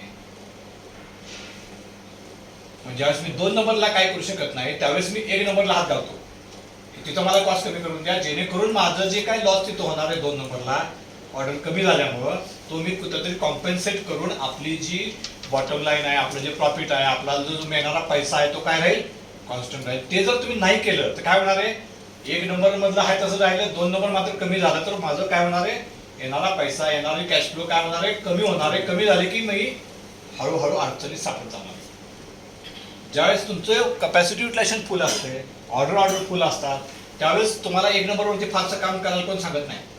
व्हेरिएबल कॉस्ट कमी करा, कॉस्ट कटिंग करा, ह्याच्यावरती लोक येत नाही. त्यावेळेस कशावर फोकस असतोय, ऑर्डर पूर्ण करा, कस्टमरचं डिमांड आहे ती पूर्ण करा. का तर ती तुम्ही केली की ऑटोमॅटिकली 2 नंबरचं तुमचं जे भाग आहे फिक्स कॉस्ट ती कंट्रोलमध्ये येते आणि तुमचं प्रॉफिट मेंटेन होईल. त्यावेळेस तुम्हाला 1 नंबरवरती काम करायची गरज पडत नाही, कारण तुम्ही ती करायला गेला तर 2 नंबरवरती इम्पॅक्ट होण्याचा थोडासा शक्यता असते.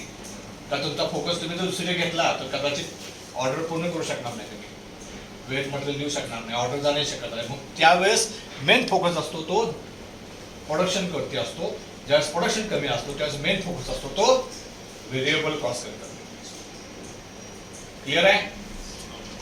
त्यामुळे मॅनेजमेंटचं म्हणणं काही चुकीचं नाही आहे, आपल्याला त्यावरती काम करायलाच पाहिजे. जर ते काम नाही केलं तर काय होणार आहे, दोन्हीकडे आपण जर कमी आलो तर काय होणार, ओव्हरऑल तुमचं प्रॉफिट खूप मोठ्या प्रमाणात डाऊन होणार. जसं आपण मगाची बातमी बघितली तसं होणार आणि मग आपल्याला त्यातनं बाहेर पडायला अवघड होतं. म्हणून सस्टेनेबिलिटी, आता हे करतोय कशासाठी करतोय आपण, प्रॉफिट वाढवण्यासाठी नव्हे. तुम्हाला जे इम्प्रुव्हमेंटचे प्रोजेक्ट करायला सांगितले ते प्रॉफिट वाढवण्यासाठी नव्हे, हे तुम्हाला बिझनेसमध्ये सस्टेन करण्यासाठी. जोपर्यंत चांगली परिस्थिती येत नाही तोपर्यंत काय व्हायला पाहिजे, आणि हे सगळ्यात चांगल्या पद्धतीने आपण अनुभवलंय.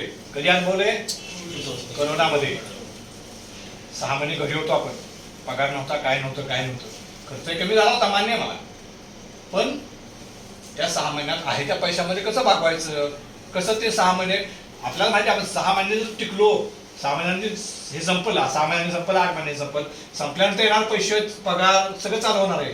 पण तोपर्यंत सस्टेन होणं, सस्टेन म्हणजे फक्त फायनान्शियलीच नव्हे, हेल्थ वाईज पण. त्यामुळे सस्टेनन्स काय असतो हे आपण खूप चांगल्या पद्धतीने अनुभवलेला आहे. तोच हे तर आपल्याला आज दाखवायचा. ओके, नेक्स्ट ते उदाहरण आहे डाऊन टाइम कमी करा. डाऊन टाइमचं मग अनालिसिस, डाऊन टाइम माझा कुठं मेजर आहे, कुठं काम केलं पाहिजे, कुठल्या एरियामध्ये डाऊन टाइम मेजर आहे, मेल्टिंगमध्ये आहे, फर्नेसमध्ये आहे, पोरिंगमध्ये आहे, लॅडलमध्ये आहे. आणि मग त्याच्यावरती मला काय केलं पाहिजे, ऍक्शन घ्यायला पाहिजे. प्रत्येक ठिकाणी ऍक्शन हा भाग आहे, पण ऍक्शन घेण्यासाठी काय पाहिजे, आपल्या हातात डेटा पाहिजे. डेटा असल्याशिवाय तुम्ही ऍक्शन घेऊ शकत नाही. त्यामुळे डेटा असणं खूप गरजेचं आहे. नेक्स्ट, नुसता डेटा असून पण चालत नाही, तो डेटा फॅक्च्युअल आहे याची खात्री पाहिजे. बऱ्याच वेळा डेटा असतो पण तो डमी असतो, मॅनिप्युलेटेड असतो, फॅब्रिकेटेड असतो आणि मग त्यावर घेतलेले ऍक्शन पण काय होतात, चुकतात. त्यामुळे डेटा हा रिअलिस्टिक असणं, फॅक्च्युअल असणं खूप गरजेचं आहे. त्याच्यावर घेतलेले ऍक्शनच तुमच्या सस्टेनेबल होतात, नाहीतर होत नाही.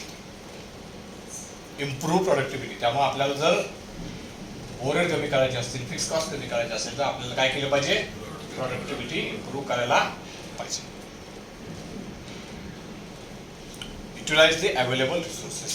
त्यासाठी काय केलं पाहिजे, जे रिसोर्सेस माझ्याकडे आहेत त्याचा 100% वापर करणं गरजेचं आहे. माझ्याकडे फर्नेस आहे, ती जर 35 मिनिटाला 1 हीट देते तर मी 35 मिनिटाला 1 हीट घ्यायलाच पाहिजे. माझ्याकडे काम कमी आहे म्हणून मी 35च्या ऐवजी 40 मिनिटात चालते असं जर म्हटलो, काय होणार, माझी व्हेरिएबल कॉस्ट वाढणार आणि आपण खड्ड्यात जाणार. त्यामुळं रिसोर्सेस जे आहे ते रिसोर्सेसचा 100% योग्य पद्धतीनं वापर हा व्हायला पाहिजे. नेक्स्ट, हे चित्र बघा.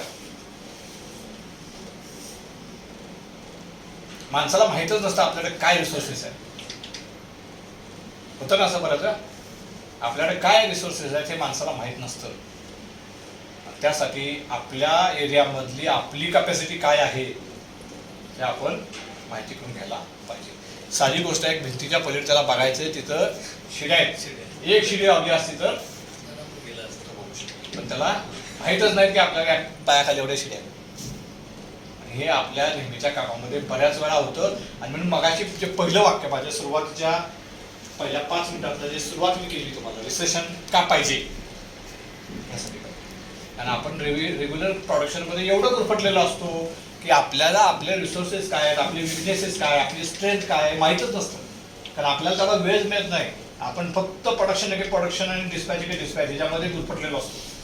पण अशा प्रकारे ज्यावेळेस आपल्याला थोडासा शांतपणा मिळतो, कुठेतरी प्रेशर कमी होतं कस्टमरचं, त्यावेळेस आपण बसून शांतपणे विचार करू शकतो की माझ्याकडे काय रिसोर्सेस आहेत, मी ते कुठं व्यवस्थित वापरतोय का नाही वापरत, माझ्या स्ट्रेंथ काय आहेत, माझे विकनेसेस काय आहेत, मी कुठे इम्प्रूव्ह करू शकतो. आणि ते करण्यासाठी रिसेशन हे गरजेचं असतं. नेक्स्ट, वाक्य लिहिलं होतं काय मग तिथं वर, बॅक काय वाक्य लिहितं, if it does not matter how many resources you have, if you don't know how to use them it will never be enough. बरोबर ना? का तुम्हाला किती फर्नेस आणून दिला तर काय उपयोग होणार आहे का? जर तुम्हाला एक फर्नेस 35 मिनिटात घेतली आणि ती जर तुम्ही 35 मिनिटात काढू शकत नसाल, तुम्हाला अजून 5 फर्नेस आणून दिला तरी काही उपयोग होणार नाही. Next, analysis of cost sheet and it's proper interpretation. हे खूप महत्वाचं आहे. बऱ्याच वेळा आपण कॉस्टिंग पण केलेलं असतं, करतो, पण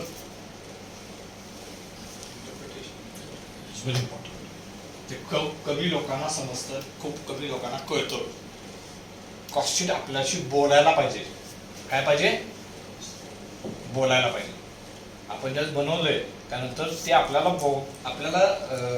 संवाद साधला पाहिजे आपल्याबरोबर की ते काय तुम्हाला सांगायचा प्रयत्न करते.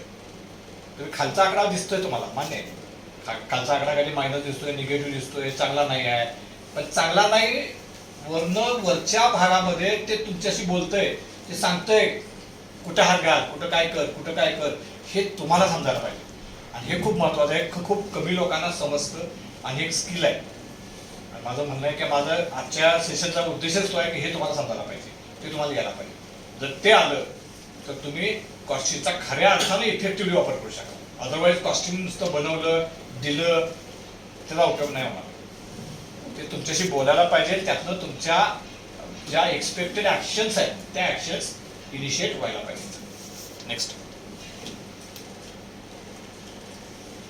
Area for loopholes. आता काही बेसिक एरिया मी काढलेले आहेत, त्याच्यामध्ये exact and 100% weighing of scrap. आता हे मेल्टिंगमधले काही आहेत, हे जस्ट काही एक्झाम्पल मी दिले. 100% वजन करून वापर. आता यात तुमचं चार्ज मिक्स हा खूप महत्त्वाचा फॅक्टर. ज्यात आपण सेकंड सेशनमध्ये ॲक्च्युअल कॉस्टिंग बनवायला जाऊ त्यावेळेस आपण वेगवेगळे एक्झाम्पल घेऊ, त्यास परत आपण ज्या डिरेक्ट अजून चांगल्या पद्धतीने आपल्याला समजत. पण तुमचा चार्ज मिक्स खूप महत्त्वाचा आहे. तो जर चार्ज मिक्स 100% तुम्ही नाही फॉलो केला तर काय होईल, तर तुमची कॉस्ट काय होणार, तुम्हाला इफिशियंटली काहीतरी एक चार्ज मिक्स बनवून दिलेला आहे जेणेकरून माझी कॉस्ट काय होईल, कमी होईल म्हणा किंवा ऑप्टिमाइज होईल. ऑप्टिमाइज शब्द परफेक्ट आहे, ऑप्टिमाइज होईल. पण तुम्ही दुर्दैवाने काय केलं, तो चार्ज मिक्स न फॉलो करता वेगळा काहीतरी टाकलं. म्हणजे तुम्ही तुमचा थोडक्यात तो कंट्रोल आहे, तो कंट्रोल तुम्ही ऑपरेटरच्या हातात दिला, तिथं काम करणाऱ्या माणसाच्या हातात दिला आणि तो वजन न करता जे काय हातात येईल ते टाकत राहिला. तर काय होणार, तुमचा चार्जेस फॉलो होणार नाही आणि तुमची कॉस्ट काय होणार वाढणार. कॉस्ट वाढली म्हणजे ऑटोमॅटिकली तुमची प्रॉफिट तुमचं कमी. या सगळ्या गोष्टीचा डायरेक्ट संबंध प्रॉफिटशी आहे, हे लक्षात घ्या. डायरेक्ट संबंध कशाशी आहे? प्रॉफिटशी आहे. पण काय होतं, तुम्ही सुपरवायझर किंवा खालच्या लोकांना त्या प्रॉफिट बद्दल बोलायला गेला की त्याला वाटतं मालकाचं भलं होतं म्हणून ते प्रॉफिट वाला बोलायला. लोकांचा समज कसा असतो, लगेच असा असतो की प्रॉफिट वाढामुळे मालकाचं काही भलं होणार, मालकाचे 4 पैसे मिळणार. पण त्या प्रॉफिटचा संबंध डायरेक्ट तुमच्या ग्रोथशी आहे, सस्टेनेबिलिटीशी आहे. हे जे आपण आम्हाला सुद्धा शिकतोय की त्या लोकांना समजत नाही, म्हणून आपण त्यांच्यासमोर प्रॉफिट हा शब्द कधी वापरायचा नाही. तुम्ही म्हणला की प्रॉफिटसाठी चार्जेस नाही आलं तर प्रॉफिट हे होईल, असं म्हणला की काय होईल, त्याला कॉस्ट हा शब्द वापरायचा, तिथं प्रॉफिट शब्द नाही करायचा. म्हणून मी इथं पण कमीत कमी ठिकाणी प्रॉफिट शब्द वापरलाय, आणि ते डायरेक्ट इम्पॅक्ट त्याला वेगळा होतो. लोक वेगळ्या अँगल विचार करतात. मालकाच्या भल्यासाठी सगळं चाललंय असं त्यांना वाटतं, पण ते मालकाच्या भल्यासाठी नसतं, ते आपल्या स्वतःच्या भल्यासाठी असतं. मालकाचं भलं होणारच आहे, शेवटी एवढे पैसे नाही घातलेले तो विचार करणारच आहे, त्याला पैसे पाहिजेच आहे, पण त्याच्याबरोबर आपल्या भल्यासाठी चाललंय. कारण शेवटी कसं आहे, जर प्रॉफिट मिळालं तर कंपनी चालणार आहे, कंपनी चालणार आहे म्हणजे ग्रो होणार आहे. ती झाली तर पुढच्या वर्षी मला इन्क्रिमेंट मिळणार, तर मी पुढच्या दिवाळीमध्ये गाडी घेऊ शकणार आहे, किंवा चांगले काहीतरी कपडे घेऊ शकणार आहे, किंवा एखादी वस्तू घरामध्ये आणू शकणार आहे. बरोबर ना? आपण वर्षभर काम त्यासाठीच करतो ना. ते जर नाही झालं तर काय होणार आहे, ते सगळं होणार नाही. सिंपल आहे. प्रत्येकाला असं वाटतं ना आपलं इम्प्रुव्हमेंट व्हावी, आपली ग्रोथ व्हावी, काहीतरी चांगलं व्हावं आपल्या आयुष्यामध्ये. तर त्या दृष्टीनं हे खूप महत्वाचं आहे. तर 100% वेईंग करणं खूप गरजेचं आहे. ते जर नाही केलं तर आपण काय टाकतोयच कळणार नाही, आणि ते जर नाही कळलं तर आपल्याला त्याची कॉस्ट पण कळणार नाही. त्यामुळे 100% पेमेंट करणं गरजेचं आहे, ते नोट डाऊन करणं गरजेचं आहे. डिफाईन प्रॉपर चार्ज लिस्ट, मी म्हटलं असं ऑप्टिमाइज. आता ऑप्टिमाइज चार्ज लिस्ट कसा असेल ते आपण जस्ट सेकंड सेशनमध्ये ॲक्च्युअल प्रॅक्टिकल बघू, त्यावेळेस हे करूया. वेईंग स्केल, कॅलिब्रेशन आणि व्हॅलिडेशन ॲट डिसाईड फ्रिक्वेन्सी. बऱ्याच वेळा वेईंग स्केल तुमचं बरोबर नसेल तरी पण तुमचं वजन चुकणार, त्यामध्ये त्याचं कॅलिब्रेशन आणि व्हॅलिडेशन खूप गरजेचं आहे. मेटलचं स्पिलेज, वोरिंग करत असताना मेटलचं स्पिलेज होते, दॅट इज व्हेरी व्हेरी खूप महत्त्वाचं आहे. आपण म्हणतो काय होतं, 1 किलो सांगतं, 1.5 किलो सांगतं, 2 किलो सांगतं, पण जर तुम्ही ते अभ्यास केला, पूर्ण शिपचं जर स्पिलेज एकत्र केलं तर लक्षात येईल 75 किलो 100 किलो स्पिलेज जर तुम्ही वर घालवलं तर 100 किलोमध्ये तुमचे 10 बॉक्स आले असतात. 10 बॉक्स जर मेटल ॲक्च्युअली मोडमध्ये गेलं असतं तर तेवढे 10 बॉक्समधलं कास्टिंग तुम्ही काय करू शकला असता, कस्टमरला सेल करू शकला असता. ऑटोमॅटिकली तुमचं काय झालं असतं, ओव्हरहेड कमी झालं असतं, तुमची कॅपॅसिटी तेवढी युटिलायझेशन वाढलं असतं. आता काय होणार, तुम्ही ते ओतलेलं मेटल उचलणार, परत भट्टीमध्ये टाकणार, आणि पॉवर मेटल ठीक आहे, मटेरियलचे पैसे तुमचे रिकवर झाले, पण पॉवर ठीक आहे, MSCB किंवा तुमचं इलेक्ट्रिसिटी बोर्ड म्हणणार आहे आता तुमचं स्पिलेज तुम्ही जायला त्याचे मी पैसे घेत नाही म्हणून म्हणणार आहे, नाही म्हणणार. लेबर, ते परत तुम्ही मेटल ज्या मोल्डमध्ये वापरणार आहे ते मोल्ड बनवण्यासाठी जे लेबर तुम्ही वापरणार आहे ते मोल्डिंग कॉस्ट, तो लेबर कॉन्ट्रॅक्टर म्हणणार आहे नाही साहेब माझ्याकडे चुकलं होतं मेटल म्हणून मी ते स्पिलेजचं मेटल जातं, या 4 बॉक्सचे मला पैसे देऊ नका असं म्हणणार आहे, नाही म्हणणार. हे सगळे पैसे परत काय होणार, आपल्या ह्याच्यातनं 2 वेळा जाणार. त्यामुळे स्पिलेज हे खूप महत्त्वाचा फॅक्टर आहे. Validation of bunch weight and casting weight सगळ्यात महत्त्वाचा भाग आहे की कास्टिंग वेट आणि मेनली कास्टिंग. कस्टमर उदाहरण द्यायचं म्हणलं तर 50 रुपये आपली 40 रुपये आपली कॉस्ट आहे कास्टिंगची. आता कॉस्टिंग आहे 1 किलोचं 4 किलोचं म्हणजे 10 रुपये किलो माझी काय झालं, कस्टमरला मला 10 रुपये किलो प्रमाणे पैसे दिले, मी 4 किलोचं कास्टिंग 40 रुपये एक्सेप्ट केलेलं आहे.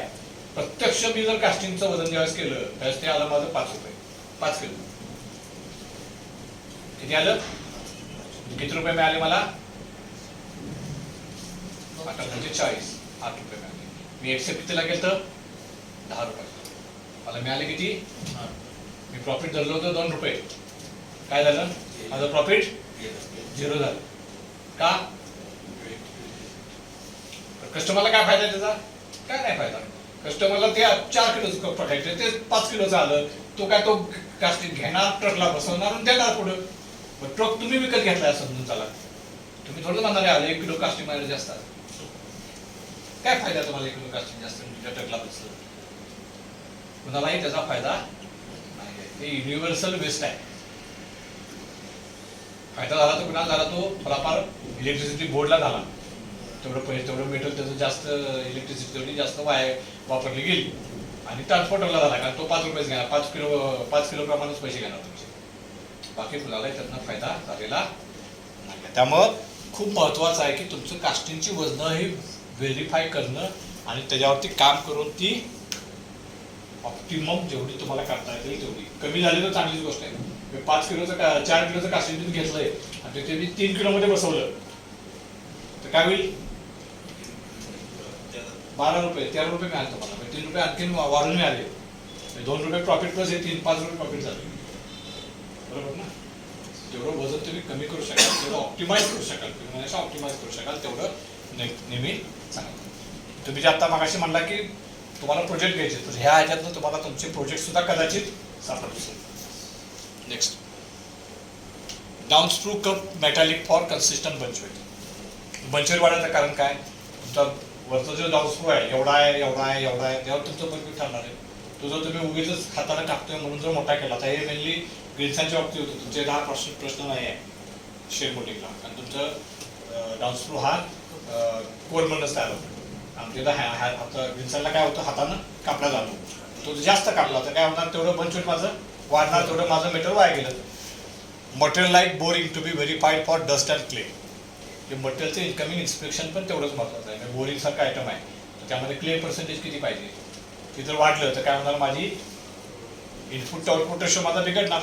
10 किलो टाकलं तर 3 किलो जर स्लॅगच निघाला तर 7 किलो मला मटेरियल मिळालं, माझं काय होणार, माझं मटेरियल कन्झम्पशन वाढणार, शिवाय माझं पॉवर कन्झम्पशन वाढणार. त्यामुळं इनकमिंग इन्स्पेक्शनला पण तेवढंच महत्त्वाचं आहे. Keep alloys at middle range, do not keep them at higher range to reduce cost alloy consumption. Copper आहे, निकेल आहे, मॉली आहे, जे टीन आहे, जे स्पेसिफिकली जे रिच व्हॅल्यू अलॉयज आहे. समजा कॉपर आहे 0.5 0.7 तुम्हाला रेंज येते, तुम्ही 0.7 जर ठेवायला गेला तर काय होणार आहे, तुम्हाला 0.5 to 0.7 रेंज दिली आहे, 0.7 ठेवून काय होणार आहे, तुमची कॉस्ट वाढणार. तो जर तुम्ही 0.55 जर एम केला, 0.5 आहे 0.55 एम केला, 0.55 0.7 तर काय होईल, मी 0.1 पर्यंत कॉपर प्रोड्यूस करू शकतो, माझी कॉस्ट थोडीशी कमी होईल आणि मी थोडक्यात माझी कॉस्ट सस्टेन करण्याचा मी प्रयत्न करेन, वाढणार नाही. ॲटलिस्ट मी असं म्हणत नाही 0.50 आणि 0.40 ठेवा, पण 0.55 0.7 याच्यामध्ये ठेवा, थोडं लोअरपेक्षा हायर पण हायरपेक्षा कमी. बरेच जण काय करतात 0.7 ठेवतात, मग 0.7 ठेवून काय होणार आहे, शेवटी लॉस आहे. 0.1 तुम्ही एक्सेस देताय, काही गरज नाही त्याची. आता ते सगळं व्हॅलिडेशन करून तुमचा 0.5 to 0.6 ला जर तुम्हाला डिझायर कॉपर मिळत असेल तर गरज नाही 0.7 ठेवायची. टोटल दिस त्यासाठी सगळ्यात महत्त्वाचं म्हणजे तुम्ही कॉपर टाकताय कधी, हे पण महत्त्वाचं आहे. निकेल टाकताय कधी, मॉली टाकताय कधी. तुम्ही जर आधी टाकला तर बऱ्याच काय होतं, तुम्ही CI स्क्रॅप असते, बोरिंग असते, रेझर्वायझर असतात, ह्यातला एक्झॅक्ट कंटेंट आपल्याला माहीत नसतो. आणि बऱ्याच असं होतं की आपल्याला 0.5 to 0.7 पाहिजे, आपण अगोदरच कॅल्क्युलेशन करतोय, मला 3 किलो कॉपर टाकायचं आहे, मी 3 किलो कॉपर पहिल्यांदाच टाकून दिला आणि मला काय होतंय, मग कळते 0.72 आलाय कॉपर, मला पाहिजे किती 0.5 to 0.7 पाहिजे, मला 72 आलाय, काय उपयोग नाही आता. म्हणून मी काय करतो, जो तुम्हाला दिला आहे त्यातला 50% कॉपर किंवा कॉपर निकेल मॉली हे इमिजिएट पिकअप घेतात. ते तुम्ही बाथचं सॅम्पल आल्यानंतर टाकलं तरी चालतंय. बाथच्या सॅम्पलला तुम्हाला 50 आलाय, 50 ते 70 आहे, मग तुम्हाला लागलं तर 200 ग्राम टाकला तरी माझं काम वाटतंय, किंवा माझा ऑलरेडी 57 आलाय, टाकायची गरजच नाही मला काय. तर अशा पद्धतीनं तुम्ही ते काय करू शकता, त्या ऑलायची जी ॲडिशन आहे ही ऑप्टिमाइज करू शकता. Total metal cost is almost 40 to 50% of total cost. So this is very important factor to control. Melting मध्ये जास्तीत जास्त एरिया आहे जिथे तुम्ही कॉस्ट कंट्रोल करू शकता, कारण ते जवळजवळ 40 ते 50% जास्त कॉस्ट ही मेल्टिंग मध्ये इन्व्हॉल्व आहे. त्यामुळे त्या एरियामध्ये तुम्ही जास्तीत जास्त कॉस्ट कंट्रोल करू शकता, जिथं भरपूर ऑपॉर्च्युनिटीज असतात कॉस्ट कंट्रोलच्या. Cross validation of burning loss periodically by weighing slag. मग असे म्हणलं सर, मटेरियलची इफिशियन्सी आहे का, हे बघणं तेवढंच महत्त्वाचं आहे. Next, impact of this misuse of SGI आणि RRM ग्रे कास्ट आहे. एक एक्झाम्पल दिले. बऱ्याच वेळा काय होतं, आपण SGI पण करतो आणि कास्टायन पडतो. काय करतोय आपण, SGI चे RR चुकून कास्टायनला वापरले जातात. चुकून वापरतात किंवा मुद्दाम वापरतात, जे काय असेल ते. पण ते वापरल्यामुळं काय इम्पॅक्ट होतो हे आपल्याला नेक्स्ट.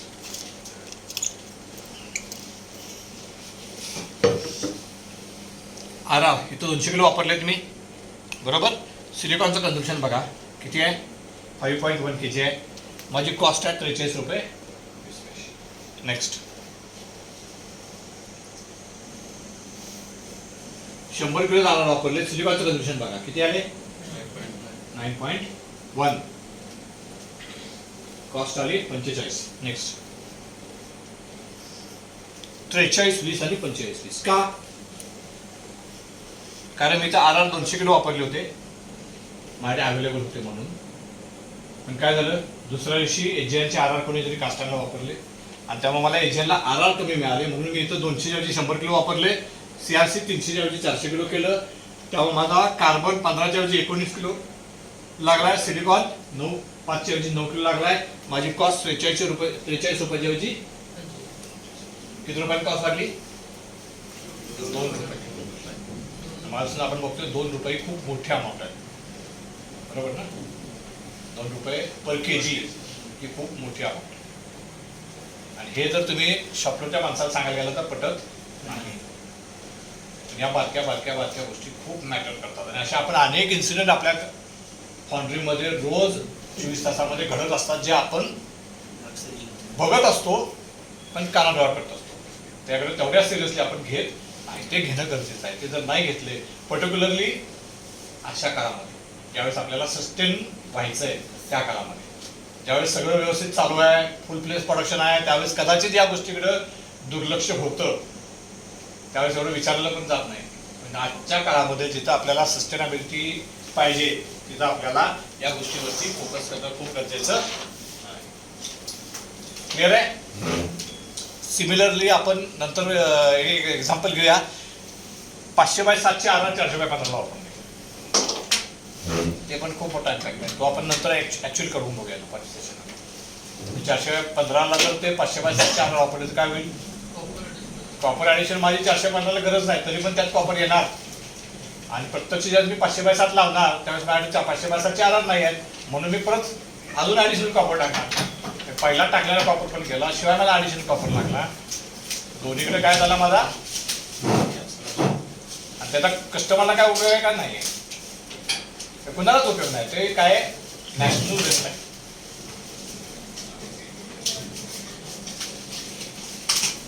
नेक्स्ट. त्यासाठी आपण काय करतो, रनरायझर तुमचे हे डाऊन स्क्रू किंवा स्क्रू वेल ह्याच्यावरती आपण काय करतो, नंबरिंग करतो. मी नॉर्मली आम्ही काय करतो, 2, 3, 4, 5, 6, 2, 3, 4, 5, 6 असे नंबर टाकतो. 2 म्हणजे 200 FG 200, त्याच्यामध्ये कॉपर मॅंगनीज नाही आहे. 3 म्हणजे 260 आणि 300 ग्रेड, त्याच्यामध्ये कॉपर क्रोमियम मॅंगनीज तिन्ही पण असते. 4 म्हणजे 400x15 एजीएन, ज्याच्यामध्ये कॉपर मॅंगनीज नाही आहे. 5 म्हणजे 500x7, ज्याच्यामध्ये कॉपर मॅंगनीज आहे. 500x7 आणि 600x3. आणि 6च्या ऐवजी आम्ही 7 लावतो किंवा एस लावतो, ज्याच्यामध्ये 3 आहे, किंवा एन लावतो निकेल असेल तर, एम लावतो तो मॉली असेल तर, जेणेकरून आपल्याला ग्रेड वाईज ते आर काय होतील, सेपरेट मिळतील. आणि ते त्या ग्रेडला वापरल्यामुळे तुमचं ऑलायचं कन्झम्पशन काय होईल, कमी. आणि मुख्य म्हणजे या आरावरती लिहिले असल्यामुळे जो ऑपरेटर टाकतो, त्या ऑपरेटरला ते दिसतं तिथं. कारण आपण नॉर्मली आयदर टबलास करून वापरतो किंवा शॉर्टलास करून वापरतो, त्यामुळे त्या आरावरती जे काय लिहिलंय त्या माणसाला तिथं हायलाईट होतं. टाकताना त्या लक्षात आलं बाबा हे आर वेगळा आहे, तर तो तिथं बाजूला काढू शकतो. त्याला लिहिता यायला पाहिजे, वाचतायला पाहिजे याची गरज नाही, कारण नॉर्मल अक्षर अंक सगळ्यांना समजतात, आकडे सगळ्यांना समजतात. त्यामुळं लिटरसीचा इथं प्रश्न येत नाही. कुठलाही बिहारी असू दे, महाराष्ट्रीयन असू दे, किंवा तुमचा कर्नाटकी माणूस असू दे, कुठलाही माणूस असला तरी त्याला ते पटकीने समजू शकतो. नेक्स्ट. मेल्टिंग नंतर आली पॉवर कॉस्ट. पॉवर कॉस्टमध्ये सगळ्यात महत्त्वाचं म्हणजे डायरेक्ट मेल्टिंग पॉवर आणि अदर पॉवर, हे 2 भाग असतात. एक म्हणजे मेल्टिंगची पॉवर आणि दुसरी म्हणजे अदर पॉवर, बरोबर. ऑक्झिलरी पॉवर म्हणतो आपण, आणि मेल्टिंग पॉवर. याच्यामध्ये फाईन ट्युनिंगला काय, सगळ्यात पहिलं म्हणजे rate per unit. Rate per unit तुमचा काय आहे त्याच्यावरती लक्ष पाहिजे. हे फक्त आपण मेल्टिंगच्या अँगलला म्हणत नाही, आपण सगळ्या म्हणजे जो मेटेरियलचा माणूस आहे किंवा मेल्टिंगचा माणूस आहे, प्रोडक्शन हेड आहे, त्यांनी लाईट बिल काय केलं पाहिजे, दर महिन्याचं लाईट बिल बघायला पाहिजे आणि त्यावरती काय दिसतंय माझा पर युनिट रेट काय चालला आहे हे त्यानं बघायला पाहिजे. पॉवर फॅक्टर तुमचा काय आहे हे बघायला पाहिजे. पॉवर फॅक्टर तुमचा कमी झाला तर काय होतंय, तुम्हाला फाईन बसतोय, ऑटोमॅटिक तुमचं लाईट बिल वाढते, लाईट बिल वाढलं की तुमची कॉस्ट वाढली. त्यामुळे तुमचा पॉवर फॅक्टर बरोबर आहे का, तो कमी व्हावा म्हणून काय, इम्प्रूव्ह व्हावा म्हणून काय, युनिटीच्या जवळ जावं म्हणून काय करता येईल ह्याच्यावरती काम करायला पाहिजे. त्याचे बेनिफिट्स तुम्ही घ्यायला पाहिजे. Running melting more time in zone असतात, बरोबर ना. लाईटच्या ह्याच्यामध्ये काय झोन आहे. नाईट शिफ्ट ज्यावेळेस तुम्ही वापरताय रात्री 10 ते सकाळी 6 पॉवरचं युनिटचं कन्झम्पशन जर जेवढं होईल त्याला काय असते, त्याला सबसिडी असते.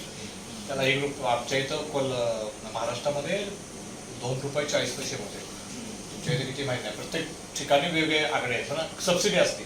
पण त्या झोनमध्ये मी जेवढं मेल्टिंग जास्त करेन, इफिशियंट मेल्टिंग करेन, त्यावेळेस मला काय होते, त्याचे रिटर्न मला जास्त, तेवढं माझी पॉवरची कॉस्ट कमी होणार, मेल्टिंगची कॉस्ट कमी होणार आहे.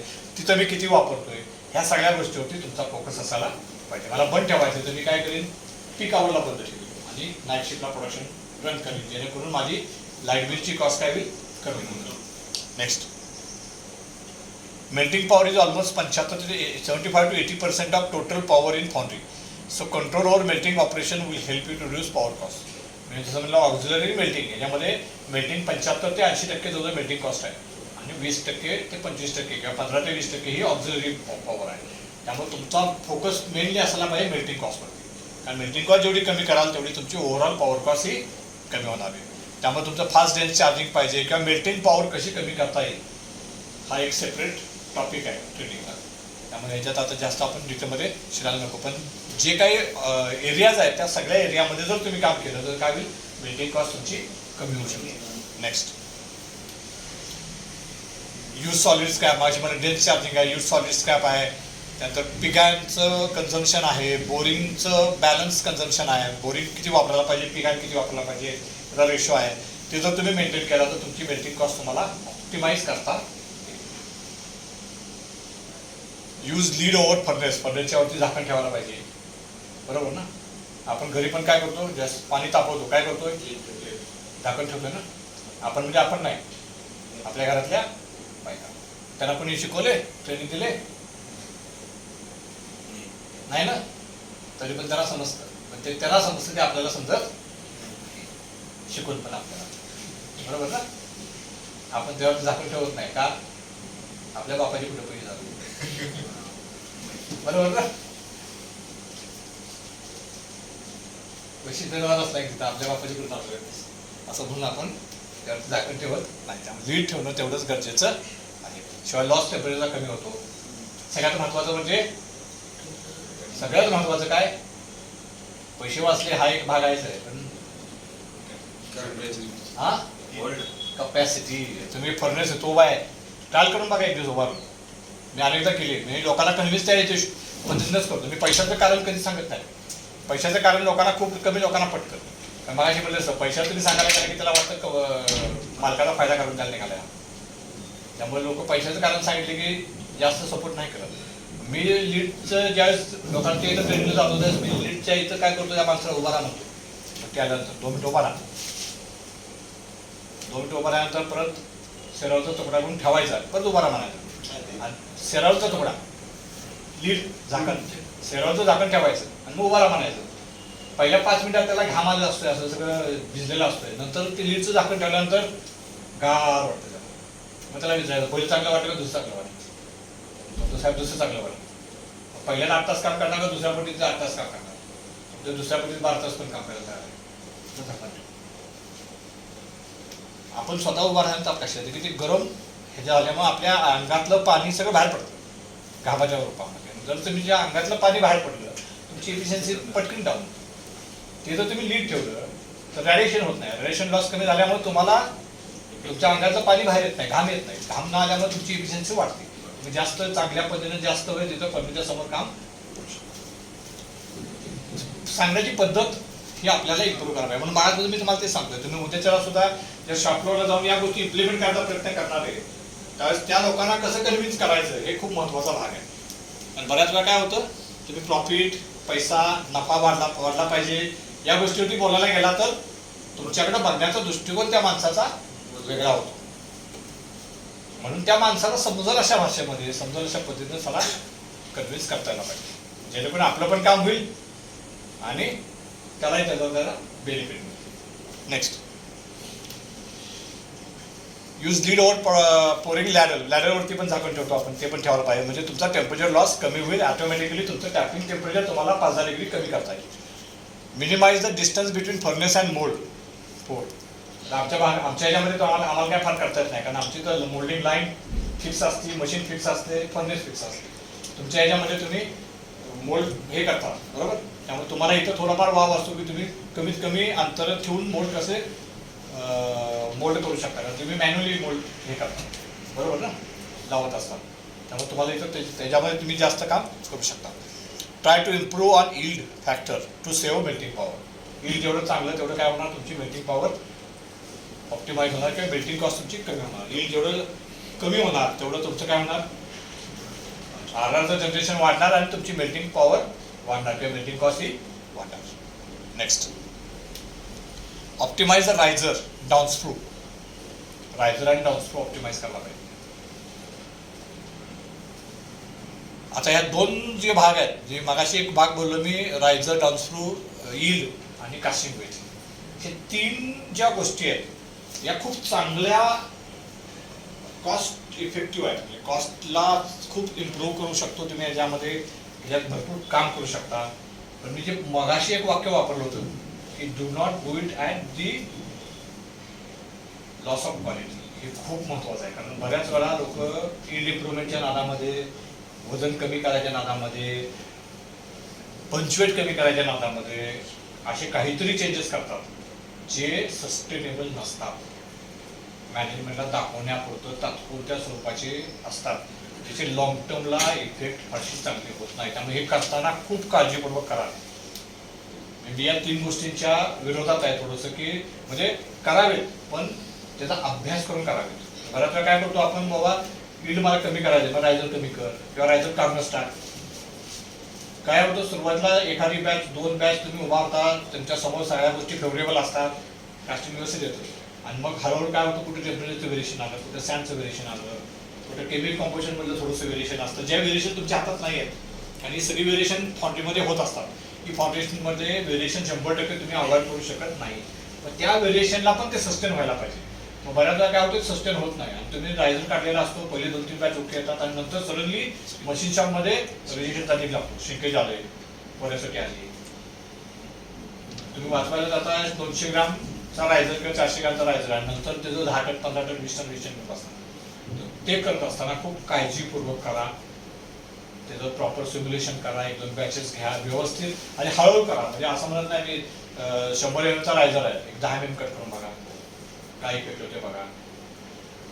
कास्टिंगचा फीडबॅक घ्या, रायझर कट करून बघा, खरंच तुमचा पहिलं रायझर किती ओढला होता, नंतर किती रायझर ओढला आहे याचा अभ्यास करा. 1-2 बॅचेस सस्टेन होतात का बघा, 2 बॅचेस सस्टेन नंतर अजून 10 mm कमी करा. असं स्टेप बाय स्टेप तुम्ही इम्प्रूव्हमेंट करत जाऊ. म्हणून मी मगाची एक स्लाइड होती मराठी, लहान सहान गोष्टींची नोंद ठेवा.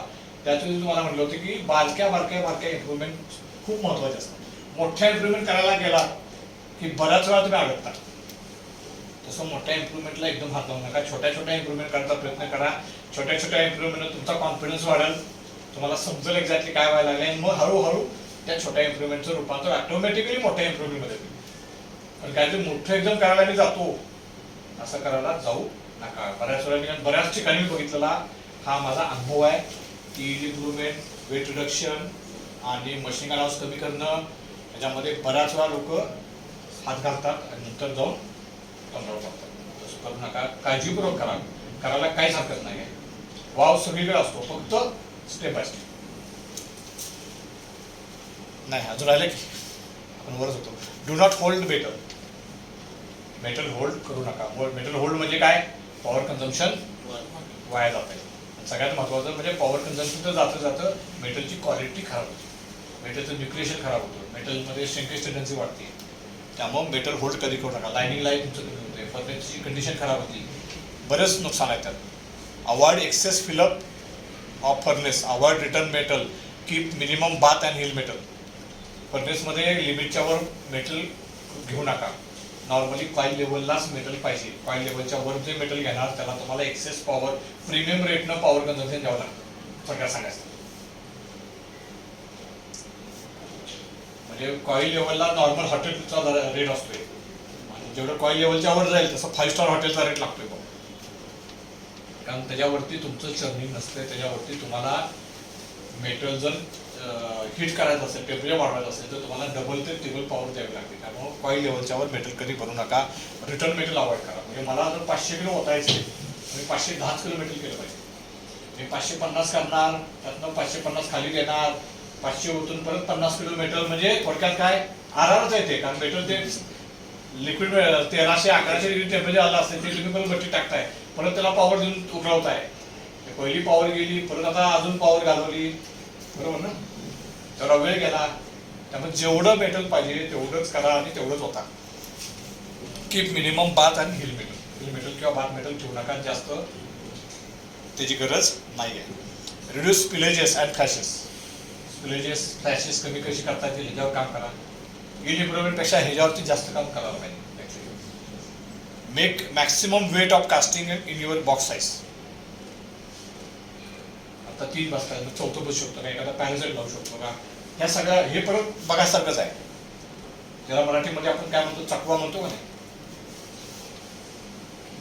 हे करत असताना खूप काळजीपूर्वक करायला पाहिजे. हे करत असताना तुमच्या क्वालिटीवर कुठेही इम्पॅक्ट होणार नाही याची काळजी व्यवस्थित घ्यायला पाहिजे. स्टेप बाय स्टेप थांबवत बघत जायला पाहिजे.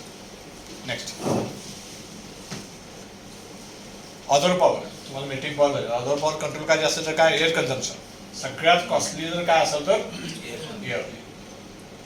इलेक्ट्रिसिटी पेक्षा सुद्धा कॉस्टली काय तर एअर. एअरचं कन्झम्पशन म्हणजे हवेचा पाईप कुठे सुटलेला असतोय, भूम भूम भूम आवाज येत असतोय, कुठला तरी पाईपमधलं लिकेजेस असतात. या सगळ्या गोष्टी तुम्हाला काय केलं पाहिजे, अवॉइड केल्या पाहिजे. Use loop, close loop for air circulation. Avoid vents, avoid open and in air piping. Do not allow you use compressed air for washing of hands and body. Lunch time. Best उपाय म्हणजे lunch time ज्यावेळेस सगळं बंद असते, हॉटेलमध्ये round मारला की तुमच्या लक्षात येते कुठे कुठे लिकेज आहे, कारण ते आवाज चालूच असतोय.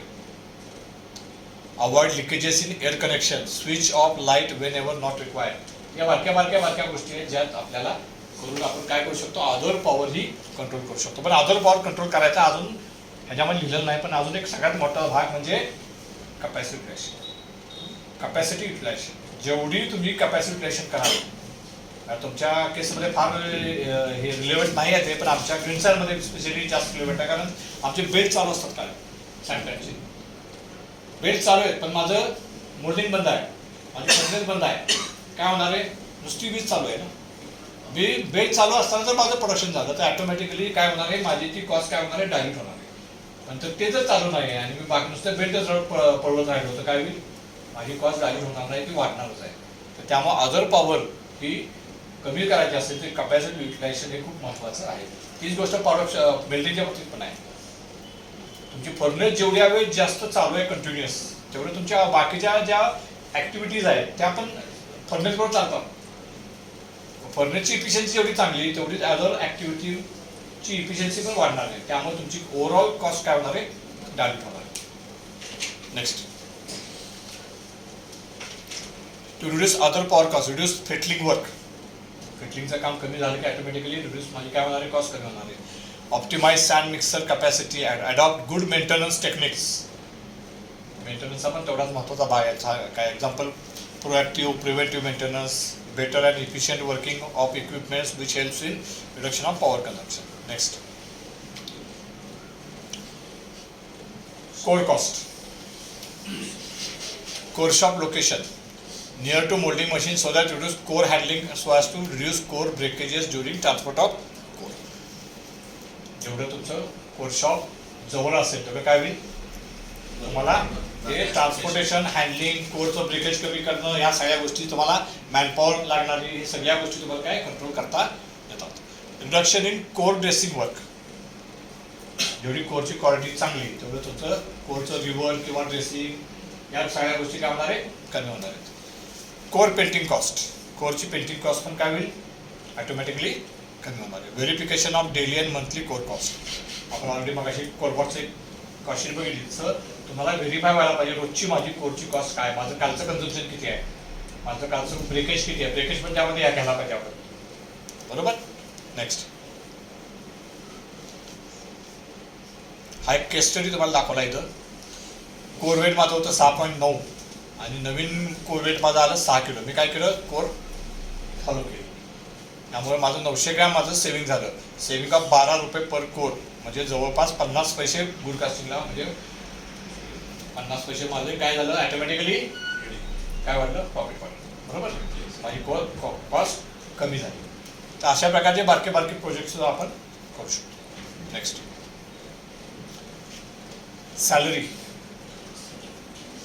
सॅलरीमध्ये सगळ्यात पहिलं म्हणजे पर मॅन माझं टनेज किती होते, त्याचं आउटपुट काय आहे, माणसाची इफिशियन्सी जे आपण मागाशी बोललो की आपण मोजत नाही, ती मोजणं गरजेचं आहे. माणसाचं युटिलायझेशन मी योग्य होतोय किंवा नाही हे बघायला पाहिजे.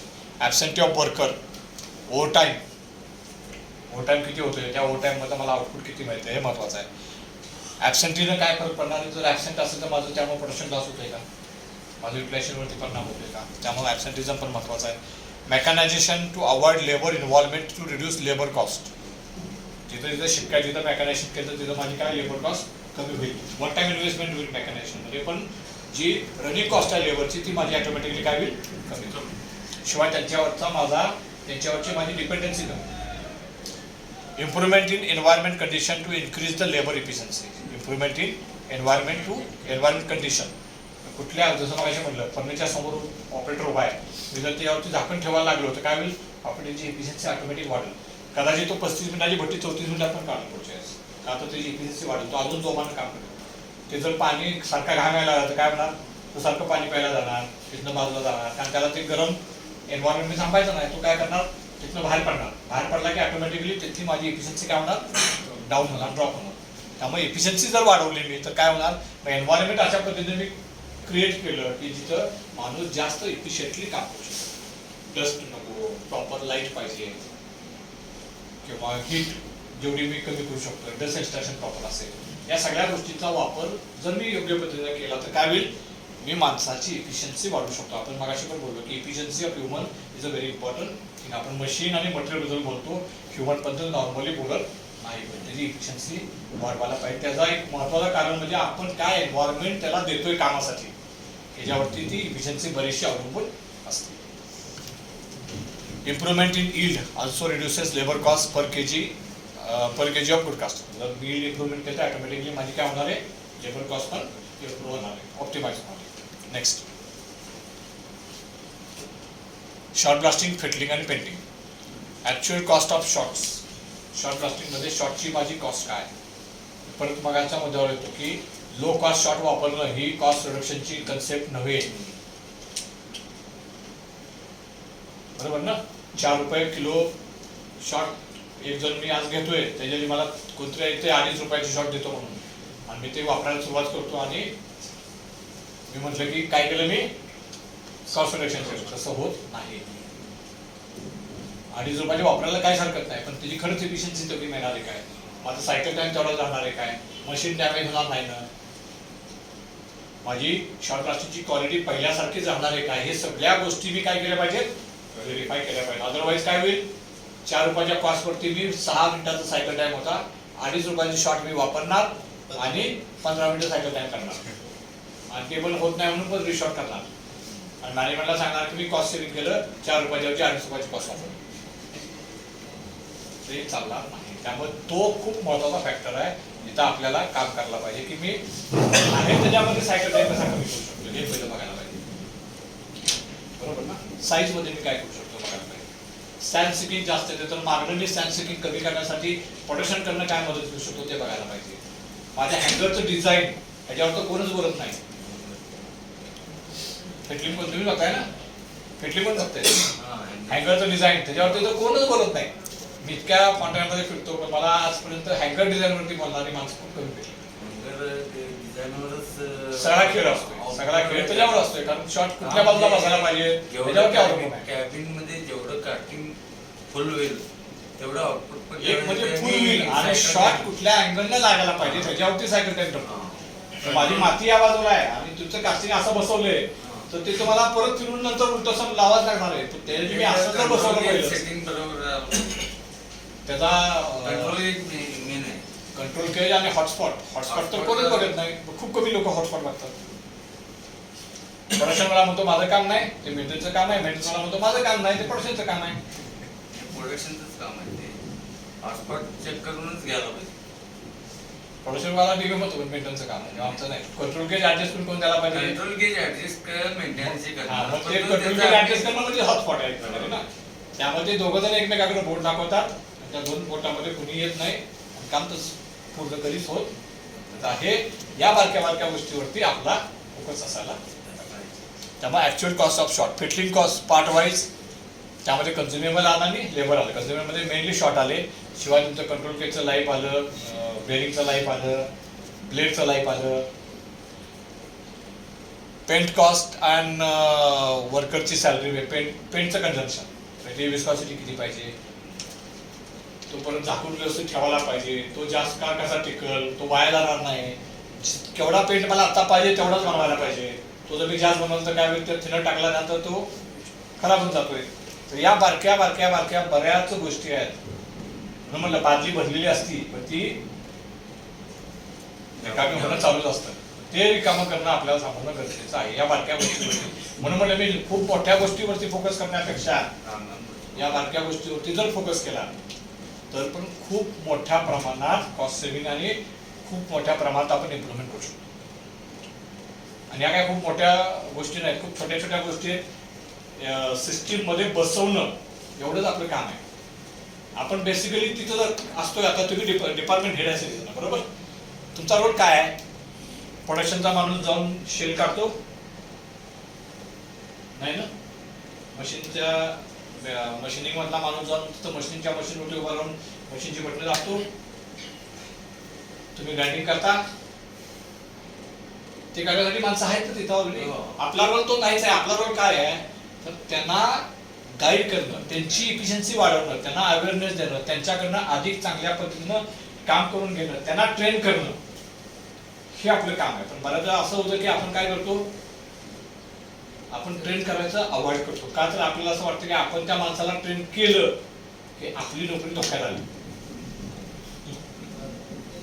बरोबर ना? माणसाच्या मनामध्ये हा मोठा गैरसमज असतो की आपण एखाद्या माणसाला शहाणं केलं की उद्या तो आपल्या जागी येईल, अशी माणसाची भीती किंवा धारणा असते. पण ती अत्यंत चुकीची आहे.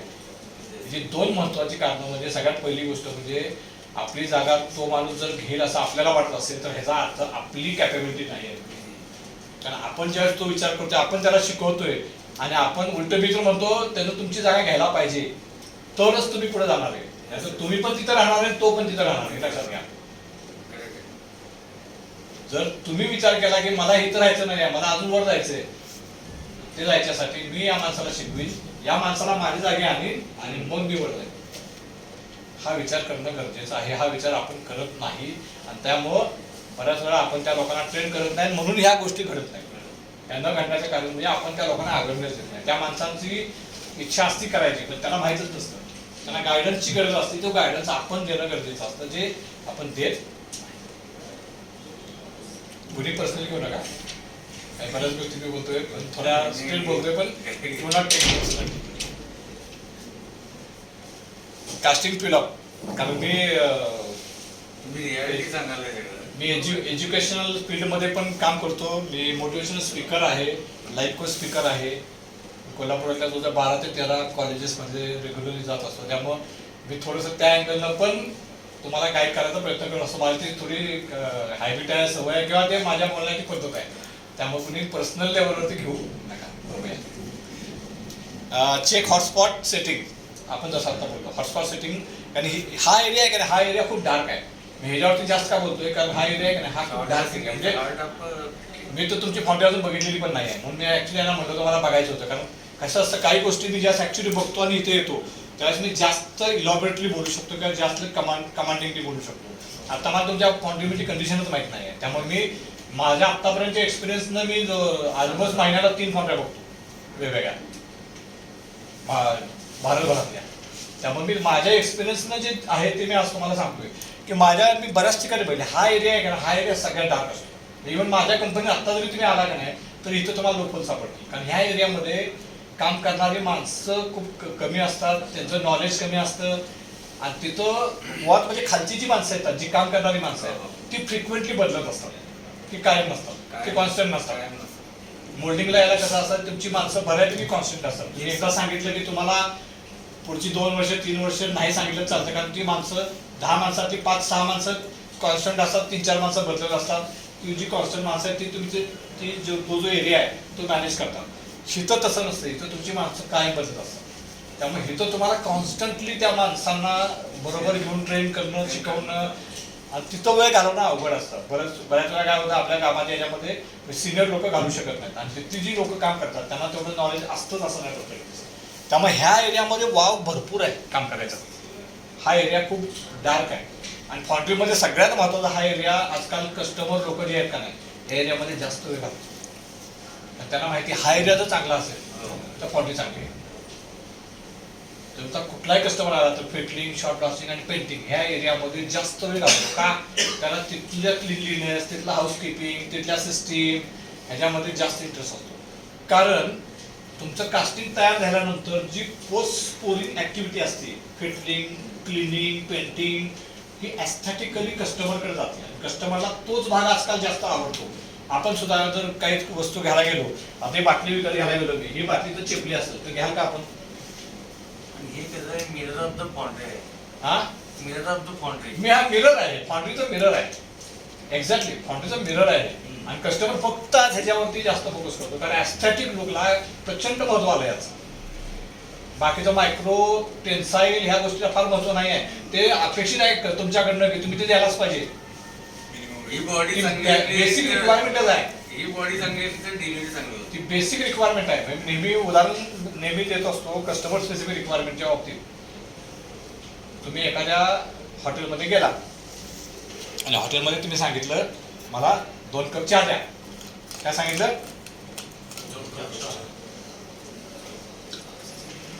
आणि तुम्हाला तुमच्या समोर चहा आला.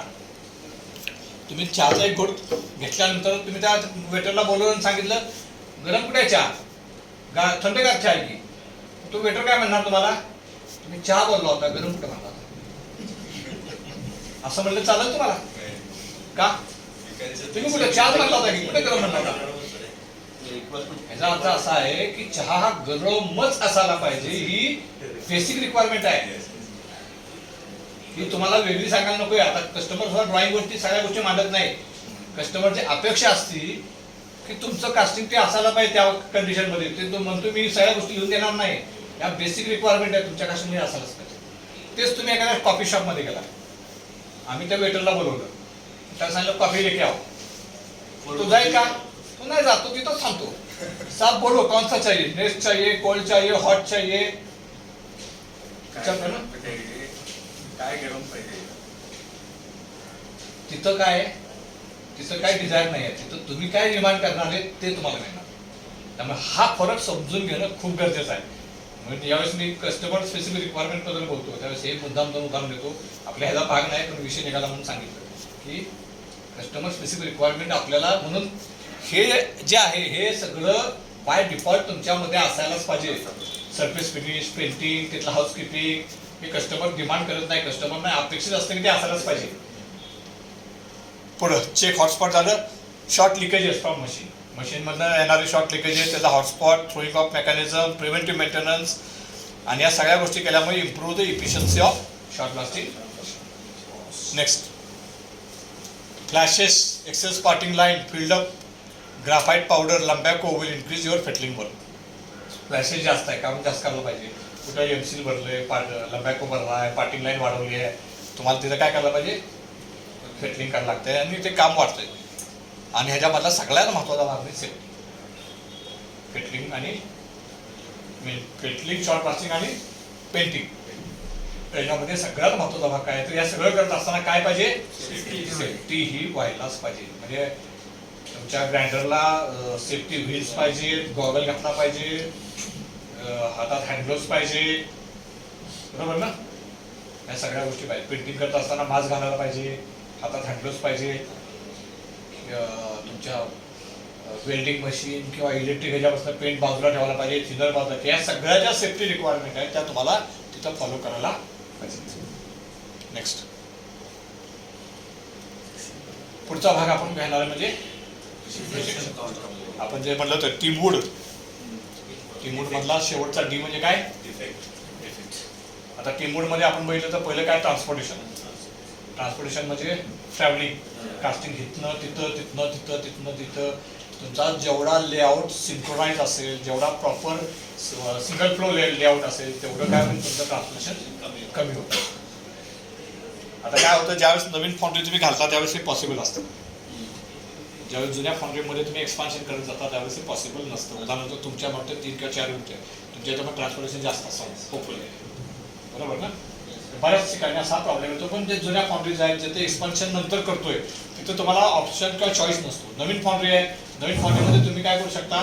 प्रॉपर लेआउट घालू शकता, तो मेंटेन करू शकता, मॉनिटर करू शकता.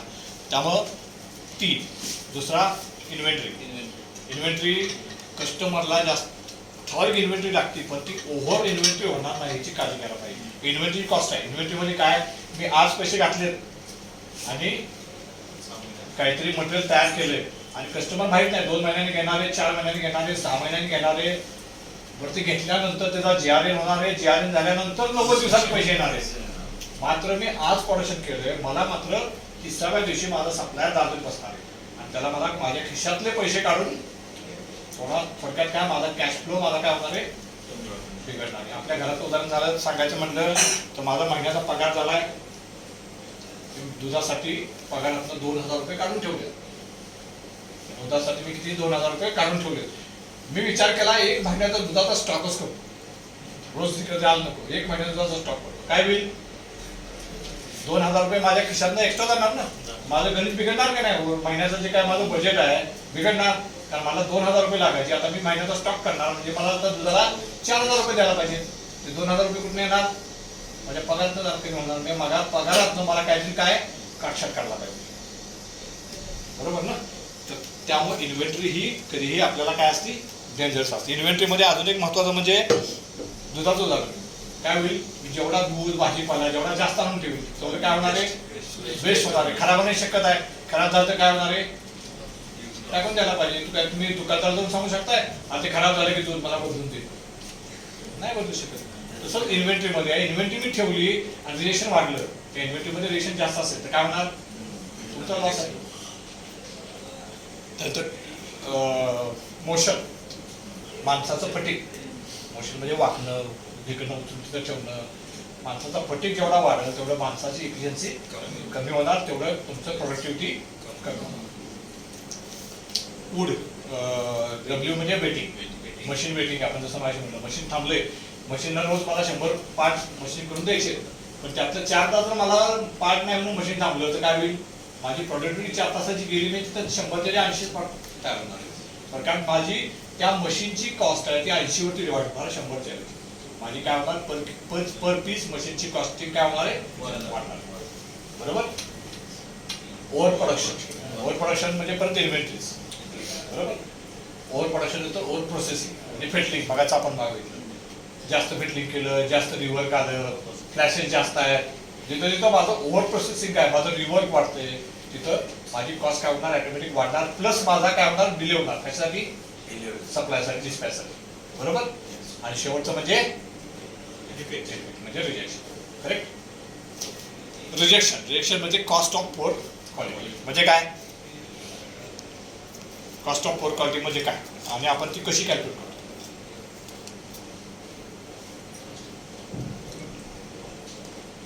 क्वालिटी कोण बघते?